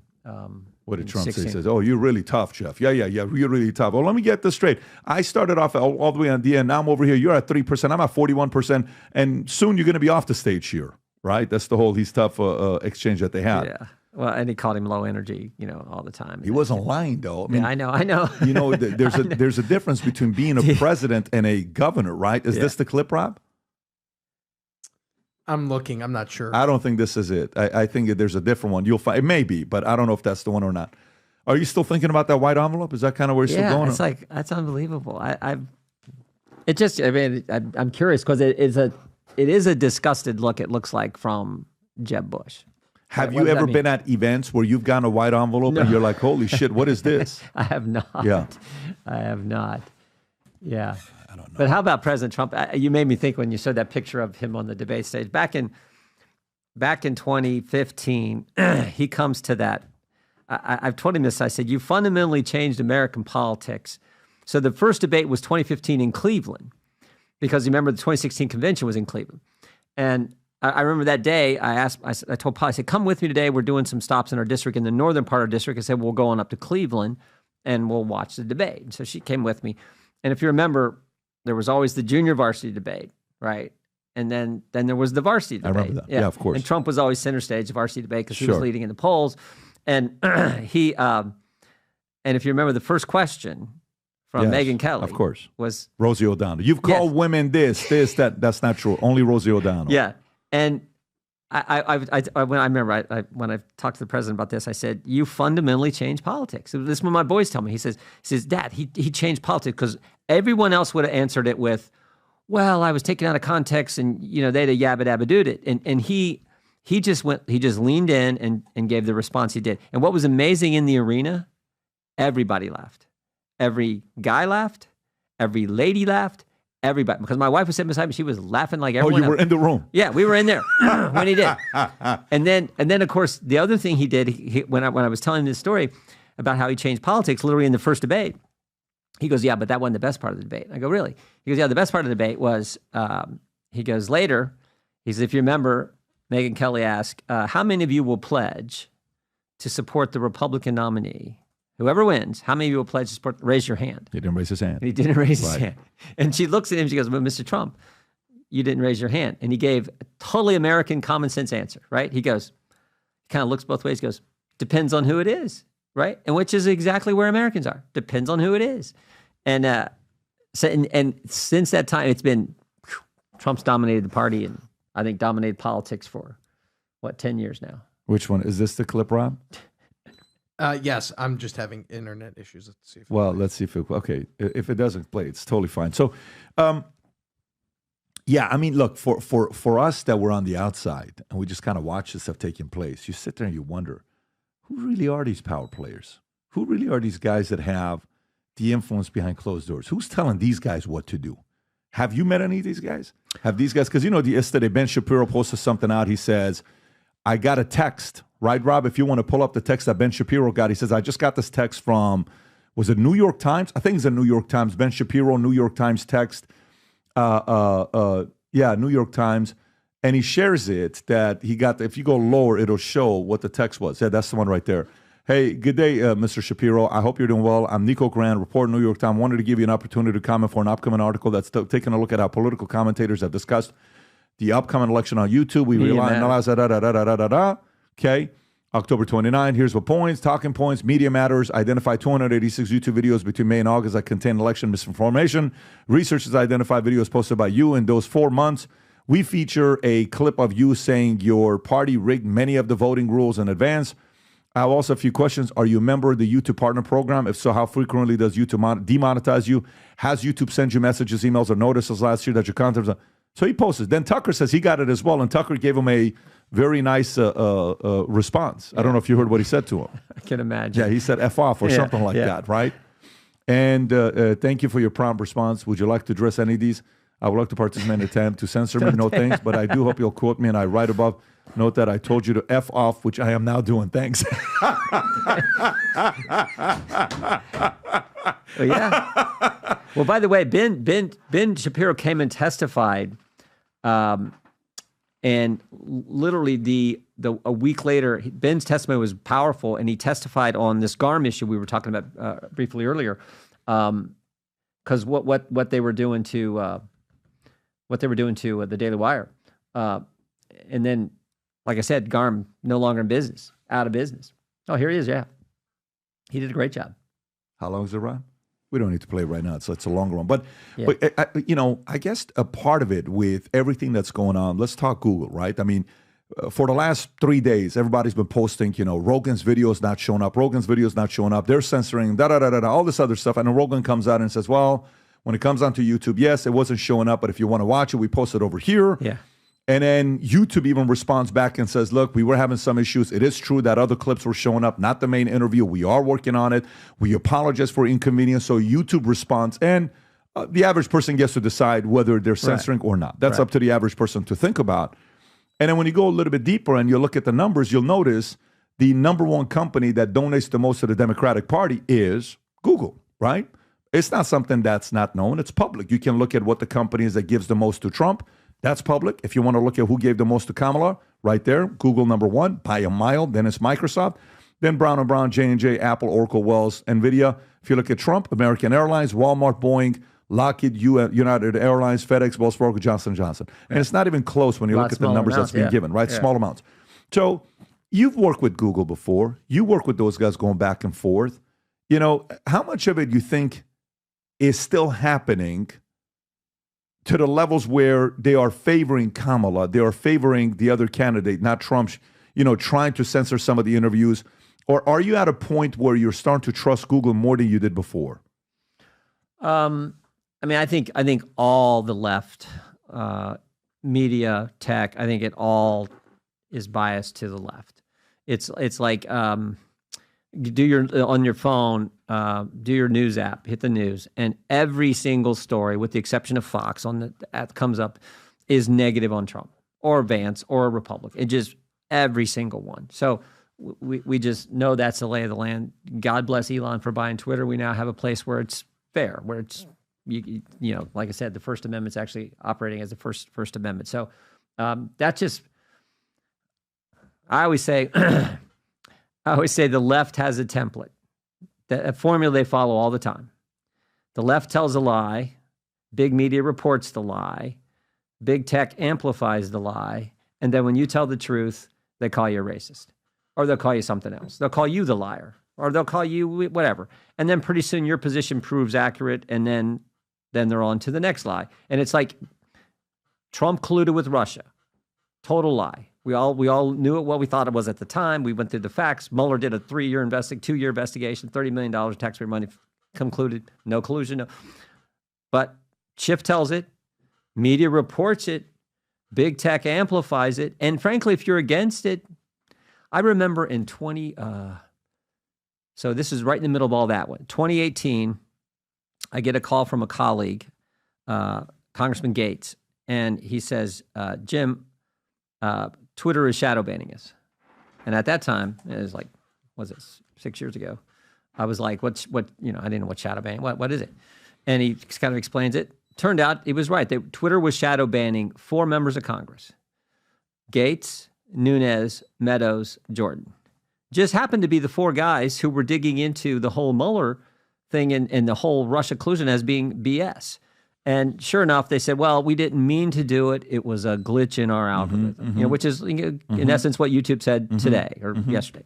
So I just feel like it always. But between the 4, let's just go between the 3. Twitter, and I put Twitter aside. Go Google, Facebook, and Apple. Let's just say between those 3, right?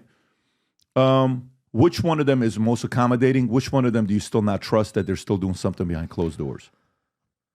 Well, I think probably the one that's the most concerning is Google, because that's where it's like 80-90% of searches happen on Google. So I guess I'm probably more concerned about that. I feel like it's gotten better, but is it fair? I think I'm probably like a lot of Americans, just kind of wonder. But I feel like it's gotten better. And I'd like to think, frankly, that some of it's gotten better because of the work we've done on our committee, where where we've done these investigations and got facts out there on these various things. I mean, I know like Climate Action 100, number of people have left that organization too. So there's because of our investigations, and so I do think it's getting better, but it requires, I think, Congress doing its oversight work. So, in regards to the Facebook letter that Zuck wrote, I don't know if you remember the letter that he wrote. Right? He wrote it to you guys. Yeah. And hey, at the end of the day, yes, I just want to read the main part to Honorable Jim Jordan. To you, appreciate the committee. I welcome the opportunity to share what we've taken on. There's a lot to talk about around our government. So in 2021, senior officials from the Biden administration, including the White House, repeatedly pressured our teams for months to censor COVID-19, including humor and satire, and he's talking about Babylon Bee, and expressed a lot of frustration with our teams when we didn't agree.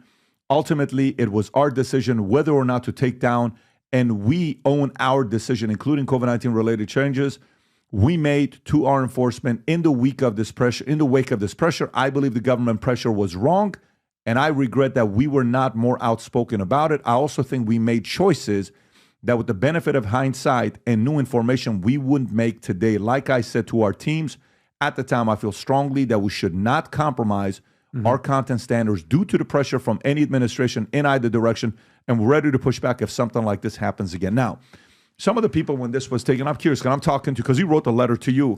I said, so he's either being noble about it, and he's been spending a lot of time with the UFC guys, fighters. Anytime you're spending time with those guys, Dana, those guys are just America, fighting. It's very simple, libertarian mindset type of deal.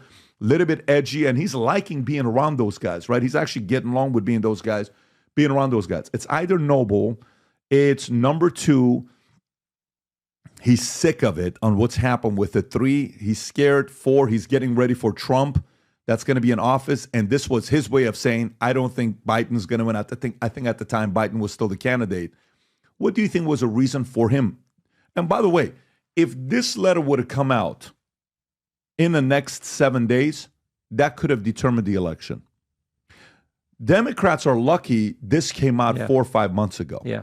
The timing of this happening now could be like to Comey saying to Hillary Clinton a week before, whatever it was, 5 days before the election. Some say that was the reason why Trump won. So why do you think he wrote this letter publicly and shared it with everybody, including yourself? Because he was tired of our investigation. We deposed 12 people at Meta, Facebook, from top level people all the way down to line level people, and we were getting the facts. I mean, we deposed Sir Nick Clegg, member of Parliament, number I think 3 at Meta. He sat for a long deposition, and the other thing, it basically admits 3 things in here. We were pressured to censor. We did in fact censor. And then he said later in the letter, he said, and he references the Hunter Biden laptop story. And then he references the fact that no more Zuckerbucks. He's not going to send a bunch of money. $400 million. Yeah, $400 million. Right. And then that I think impacted the election. And so I think he would just like, okay, we went out of this. We're going to admit to what actually happened, and he gave us the facts. And you know, we're continuing to look at this broad censorship issue, but I think that was the primary. But all the things you rattled off, it could have been all the above. But certainly at some point when we've deposed, I believe it was 12 people already at Facebook. How's your relationship with him now? I don't talk. I dealt with Clegg. His people. Yeah, I dealt with Clegg. Got it. And fine relationship with Clegg. He sat for a long deposition. I mean, one of the things I do remember that he said, and I think I can say this because I think we've released the deposition. He basically said, you know, 99%, I think 99% of his money doesn't come, you know, their business model is not politics. It's only like 1% but the politics is like 99% of their problems when it gets into political stuff. And so that probably was part of it as well. Yeah, I mean, between his team and Google's team, whose team is easier to deal with? Whose lawyers are easier to deal with that are more accommodating? Oh, I think we dealt with Facebook. They're easier to deal with. Yeah, if I would talk with some of our staff lawyers, but I'm pretty sure it's Facebook. Facebook. Yeah. Interesting. And like I said, we deposed their number 3 guy. You mentioned Matt Gaetz earlier, right? 10 minutes ago. Mm-hmm. And Trump at an event yesterday, I think, or 2 days ago, he said, "There's a secret Matt Gaetz and I know." Can you play this clip? I'm curious to know if you know what the secret is about. Go ahead, Rob. We got to get the senators elected because we can take the Senate pretty easily. And I think with our little secret, we're going to do really well with the House, right? Our little secret is having a big impact. He and I have a secret. We'll tell you what it is when the race is over. Do you have any idea what he's talking about? Well, I think he might be talking to the speaker because I saw a clip. Maybe it's Matt too, but I was thinking that was with Speaker Johnson. I don't, unless he's referring. Oh, maybe someone said Matt Gaetz here. Okay. Was this in Madison Square Garden? Was this Sunday night or was this? Yeah, MSG. Okay. I don't know, but it was funny. Johnson was having some. I saw a clip where Johnson was having some fun with the press on talking about the secret too. It could be all the. You know, President Trump is really good late in campaigns doing these teletown halls where he calls into a member of Congress's district and people get on the line, and you know, President Trump's just good in those settings and firing people up to go vote. So they might be referring to that. It might be something else. I have no idea. Okay. Congress, Senate, governor, president, your experience.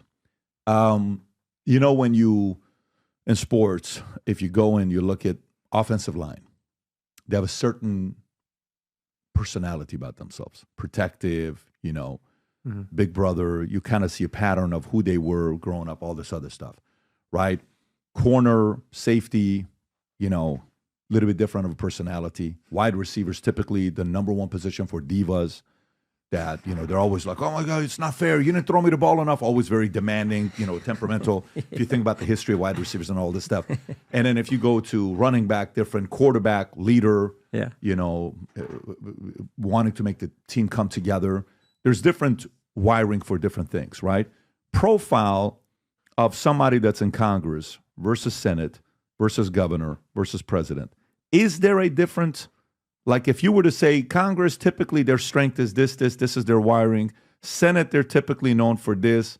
Governor, they're typically this. And president is this. I would say like with anything, typically you find driven people, people who set goals, work hard, and accomplish things. The Congress is, I think, literally totally, and this is the founder's intent as well, I think, is a reflection of the country. You sit down in Congress, like sometimes we're in there voting and you're all sitting around and there's no assigned seating in the House, but you're sitting in there and you just kind of look around. They're all kinds of people, all kinds of backgrounds. And sometimes you wonder, what's the old joke about Congress? The old joke is when you first get there, you look around like, wow, I can't believe I'm in Congress. And then once you're there a while, you look around, you say, I can't believe they're in Congress, right? But it's like that's their district. And it's truly a composite of the nation. The Senate is a little more, great people, I good friends over there, but the Senate's a little more, the Senate, it's like the upper chamber. And I guess I would think, and this, I think just, most Americans would probably, I guess, believe this and think this, is the governor and the president are like executives. So they're like a leader of like a CEO kind of mindset, more so than in the House where it's, committee work, and it's not quite the same as a CEO mindset, particularly in the House. Would you say House is like in a military enlisted, Senate is more officers? Is that a way of looking at it? Well, in the Senate, the old joke about the Senate too is, there are 100 senators think they're the next president, right? So they're all think highly of themselves. Well, yeah, and it's not bad. It's just the way it is. I'm reading a great book right now. It's a Team of Rivals. Great book, yeah. And it's amazing. Just Lincoln, right? How he was able to work with everybody. It's an 800-page book. Oh, yeah. And Bates and their quest to be important in politics and achieve high office, and it's fascinating. I'm only about 160 pages in, but it's a fascinating book. So yeah, there may be some of that. It's but the House is truly, and again, I think this is how the founders want it. It's the country. You got all kinds of people from all kinds of backgrounds, college degrees, non-college degrees. You got business people, non-business people. You got it all. Doctors, lawyers. You got everything, and it's again a reflection of the nation. Yeah, Rob, did you have the next clip on what I'm looking at here? Okay, well, I don't know if you have it or not, but I'll go to the next one. So, New World Order. Right, you hear this phrase, New World Order, New World Order, New World Order, right? That's right. And yeah, I went with our crew, Bryant and Rob, and I were like, listen, when was that phrase first used? For example, when I lived in Iran, 78 to 89, almost 11 years, right? So I said, Iran used the phrase death upon America first, right? Markbat Amerika. And if you look at who's the first person that said death upon America, Rob, if you Google that, the first country that said death upon America was North Korea. Okay, and they said it, I think, in 54, 59. If you zoom in, can you see what the exact date is? If you go on the Wikipedia, Death to America, and you Google, type in North Korea, type in Control F North Korea and go to it, it'll give you the date. Zoom in a little bit, Rob. Yeah, North Korea, thank you. If you can zoom in, go lower. 1979 was Iran, but keep going to North Korea. It should tell you 1950s, right there. 1950s is the first time. So 2 countries have only used the phrase death upon America. That should tell us something about who says that. Iran and North Korea, right? Yeah. And prior to that, nobody ever said death upon America. I'm curious. So the first time the word New World Order was used in the States was exactly 9/11, 1990. Wow. 9/11, 1990 by Bush Sr. Yeah, I remember when Bush Sr. did it. I didn't know that was a day. Well, the speech that we have, he said this in a different meeting, but this one is not 9/11. This is another meeting right after that. I think this is January or February of 91. This looks like State of the Union. Yeah, it is. Play the clip, Rob.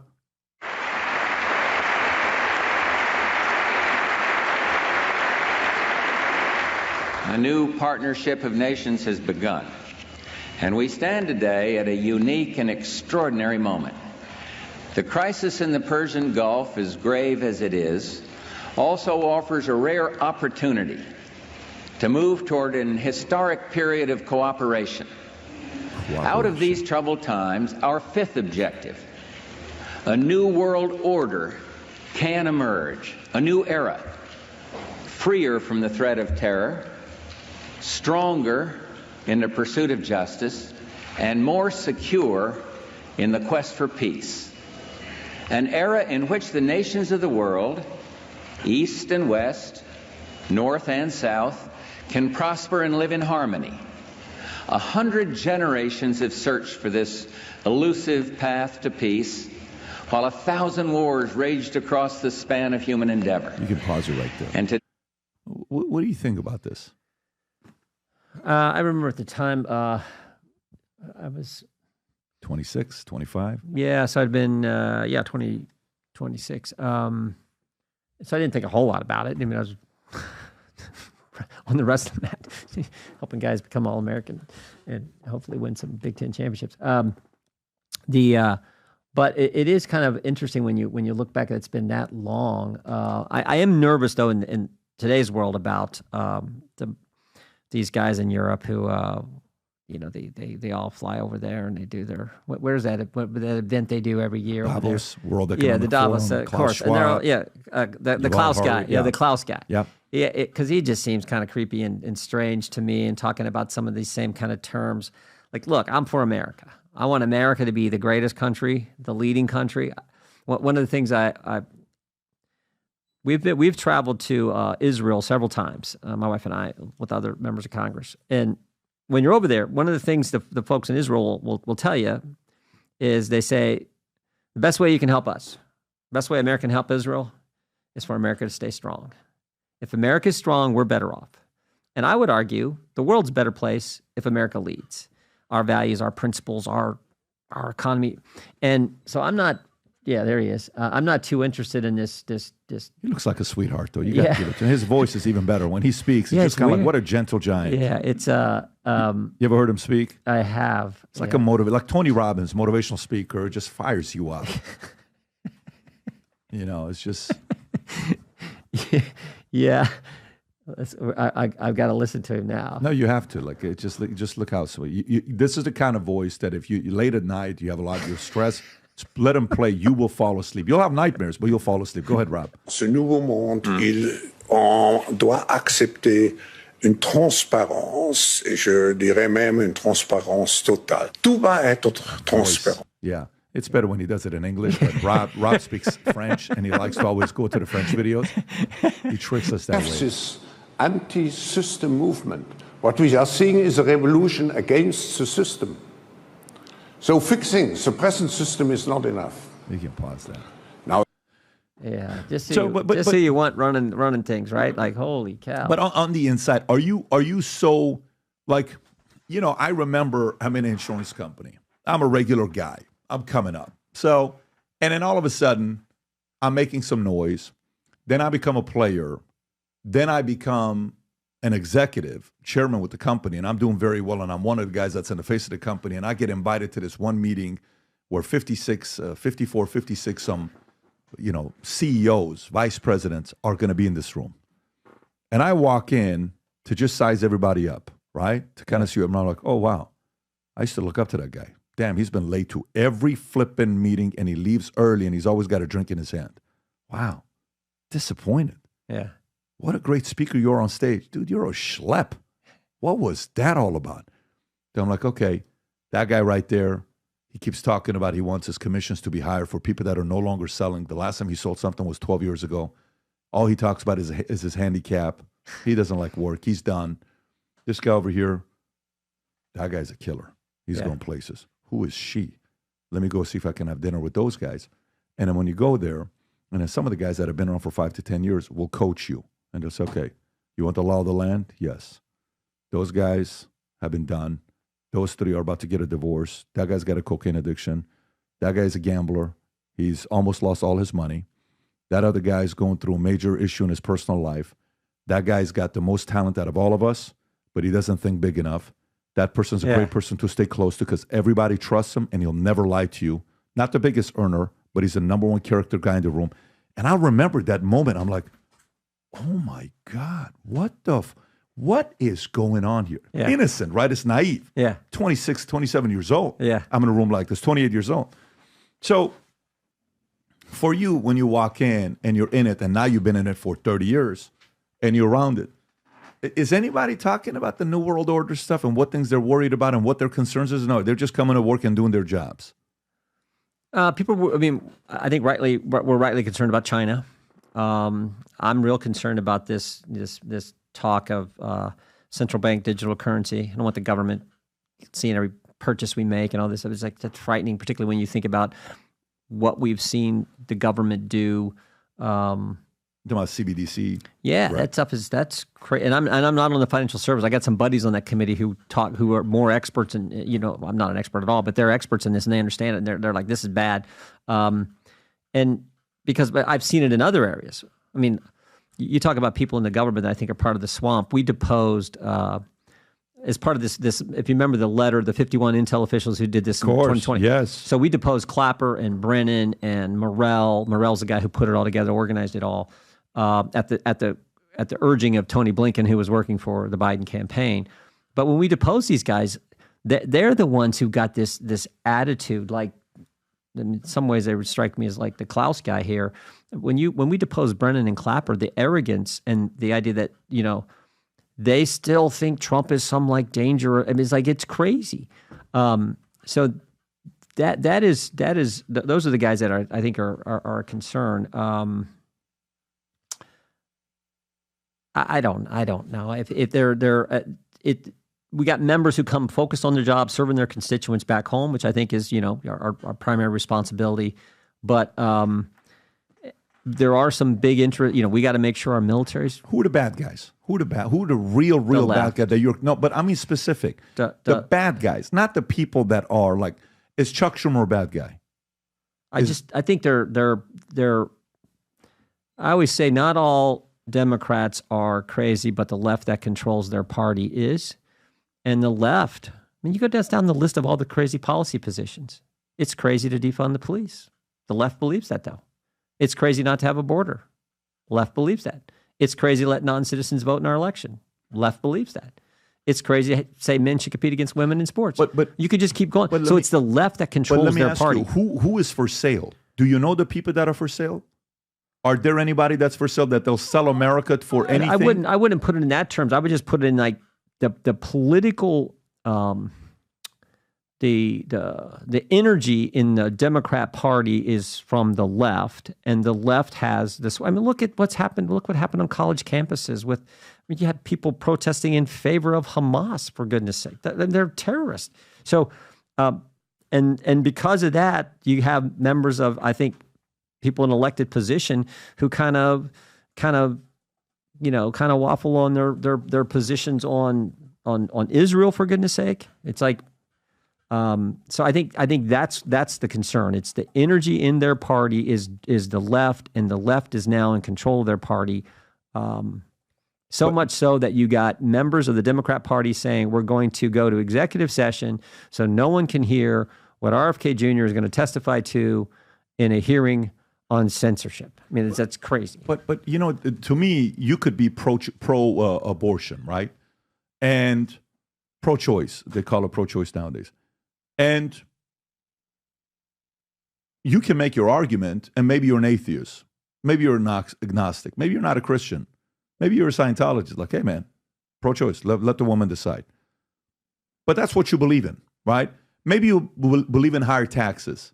Billionaires don't pay enough money. They don't pay enough taxes. Mm-hmm. Okay, maybe you haven't done research that 80+% of the taxes are being paid by the people that are making money. The bottom 50% pays 4% of all the taxes. The bottom 50% pays 4% of all the taxes. You do a little bit of research and like, oh shit, I didn't know that. I thought they never paid that. So we can have that conversation. But are there people that are evil? Are there people that genuinely are driven by power, and evil tendencies that they're willing to sell their country to somebody else where they're for sale, that a China can come and go after them? Is that how it is, or it's just a pure differentiation in policies? No, I don't think it's treasonous or anything like that. I think there's people who just, they believe all the crazy left stuff. I mean, they think even though socialism never worked anywhere it's been tried, somehow it can work here because we're so smart and we'll be in charge, and it'll be the first place it actually is, works. I mean, I think naive. They want political power. They think in their particular part of the country that's the right position. So it's politics. It's they believe it. It's all that. But I don't think it's corrupt. You got 4 kids. Yeah. Did you send all of them to college? They all went to college. Yeah. Okay, so all graduated too. Really? Okay, fantastic. Congrats. So I got 4 kids, and if and one of my guys' ex-wives was with me, and we were talking. It's me, him, her, and another couple here, and my wife. And she's like a big AOC fan. She had just come from a rally, and she loved AOC just like 10 years ago. And I said, let me ask you a question. Why do you believe in socialism so much? Are you kidding me? All this money rich people making, look what I said, just out of curiosity. In high school, what was your favorite subject? Oh, journalism and, English. I said, okay. What was your least favorite subject? Oh, I hate math. I'm like, I wonder if the pattern and the profile of somebody that likes the liberal left policies, they're terrible at math. So maybe logic and reason and that is a little bit lower. And by the way, there's a lot of data that proves that what percentage of school teachers give money to the left. 98% of English teachers do. Big. And the lowest one is math teachers. Yeah, math, 87%. Math, science, engineering, So your 4 kids that went to school, yep. Did they go to any schools that are did they go to like Hillsdale or did they go to Open to? All Big Ten. Oh, they went to Big Ten. Ohio State, Wisconsin, Iowa. Did any one of them ever go to school and to call you back and say, Dad, I don't know if I disagree with this. No. What about, that's never happened. No, I think it makes a difference too if they're, now our oldest daughter was good high school distance runner, didn't run in college, but our other 3 kids were all college athletes. And so I think part of it is, I think athletes think like conservatives. I think there's something about setting the goal, working hard, competition, all the things we talked about before. So both our boys wrestled for the Badgers, and our daughter played. She didn't play particularly well, but she played college golf. She was a pretty good junior player. So sports. I think sports are critical. But I know a lot of liberal athletes. Well, there's some, but there's a lot of conservative guys. It's certainly in the. I talked to the president yesterday. He brought the Penn State wrestling team up on stage. He was in State College. I called him up. We were laughing because it just was funny that he brought him up there. Maybe we talked about that before, but it's certainly in the wrestling world, they're conservative, and I think a lot of them are. Rob, last thing before we wrap up, the clip that you just pulled up, what Schumer said on MSNBC. So if we can play this clip here, go ahead. Solicited pronouncement on the intelligence community. This was his tweet just a little while ago tonight. You see the scare quotes there. The intelligence briefing on so-called Russian hacking was delayed until Friday. Perhaps more time needed to build a case. Very strange. We're actually told, intelligence sources tell NBC News since this tweet has been posted, that actually this intelligence briefing for the president-elect was always planned for Friday. It hasn't been delayed. But he's taking these shots, this antagonism, this taunting to the intelligence community. You take on the intelligence community, they have 6 ways from Sunday at getting back at you. So even for a practical, supposedly hard-nosed businessman, he's being really dumb to do this. What do you think the intelligence community would do if they were motivated? I don't know, but from what I am told, right there. They are. Who's the wrong group to piss off in politics? Is it them? Well, that is frightening, though, what he said. And I even think it's interesting because Rachel Maddow, for being a lefty and everything, it seemed to me that I remember this because I've talked about this numerous times. The idea that the elected official is saying, if you question the agencies who are supposed to work for the people that are elected by we the people, somehow you're in trouble. That is backwards. That's not how it's supposed. And this is a scary thing. The people who put their name on the ballot, they're the ones who are supposed to be accountable. You don't like what they do, you throw them out of office. Not these unelected people in the intelligence community or the Faucis of the world. It's that is so wrong. But I remember this, and I talked about this a number of times. Is this not criminal, though? Is this not criminal? It's wrong. It's sure wrong. And whether it's the intelligence community, the FBI, the DOJ, the ATF, what the ATF did to this Brian Malinowski down in Little Rock, Arkansas, knocked on because he sold 6 guns. He's the highest paid official in the Little Rock government, runs the Bill and Hillary Clinton Airport. ATF came to his door pre-dawn, put the sticker on his doorbell cam so they couldn't see. 58 seconds later, he is dead. For a search warrant, just go when he's not there and get the guns or whatever. It's like, yeah, this is it right here. This is so wrong what happened here. This is something else we're in the process of investigating. This. What happened again here? He sold what? You said six? He sold 6 guns without an FFL, Federal Firearms License. And he was a gun hobbyist. And the ATF says, oh, you didn't have a license. We're going to come exercise a search warrant. Not for him, but for, whatever. Do it when he's not there. Don't come in at 6 a.m. A guy with guns thinks he's being robbed. They 10 cars pulled up. You got to watch the testimony. His lawyer came and testified. Bud. Can you pull it up, Rob? I didn't know about the story. He's a former U.S. attorney who represents the family now. He came and testified. It was powerful. His widow was there. She came and. Is that it? No, I don't think that's. It might be. It's such a sad story, and but anyway, that just got me thinking about all these agencies and how they unelected people doing the things they're doing. Yeah, this is it. Bud Cummings, that's right. Former U.S. attorney is representing the family. Mr. Malinowski's wife was there after the hearing. She came up and hugged me. It's saddest thing. What happened? Yeah, it's troubling. Are they as get out of jail card to be able to do stuff like this and not be held accountable? Is that where they're at? The intelligence? Let's hope not.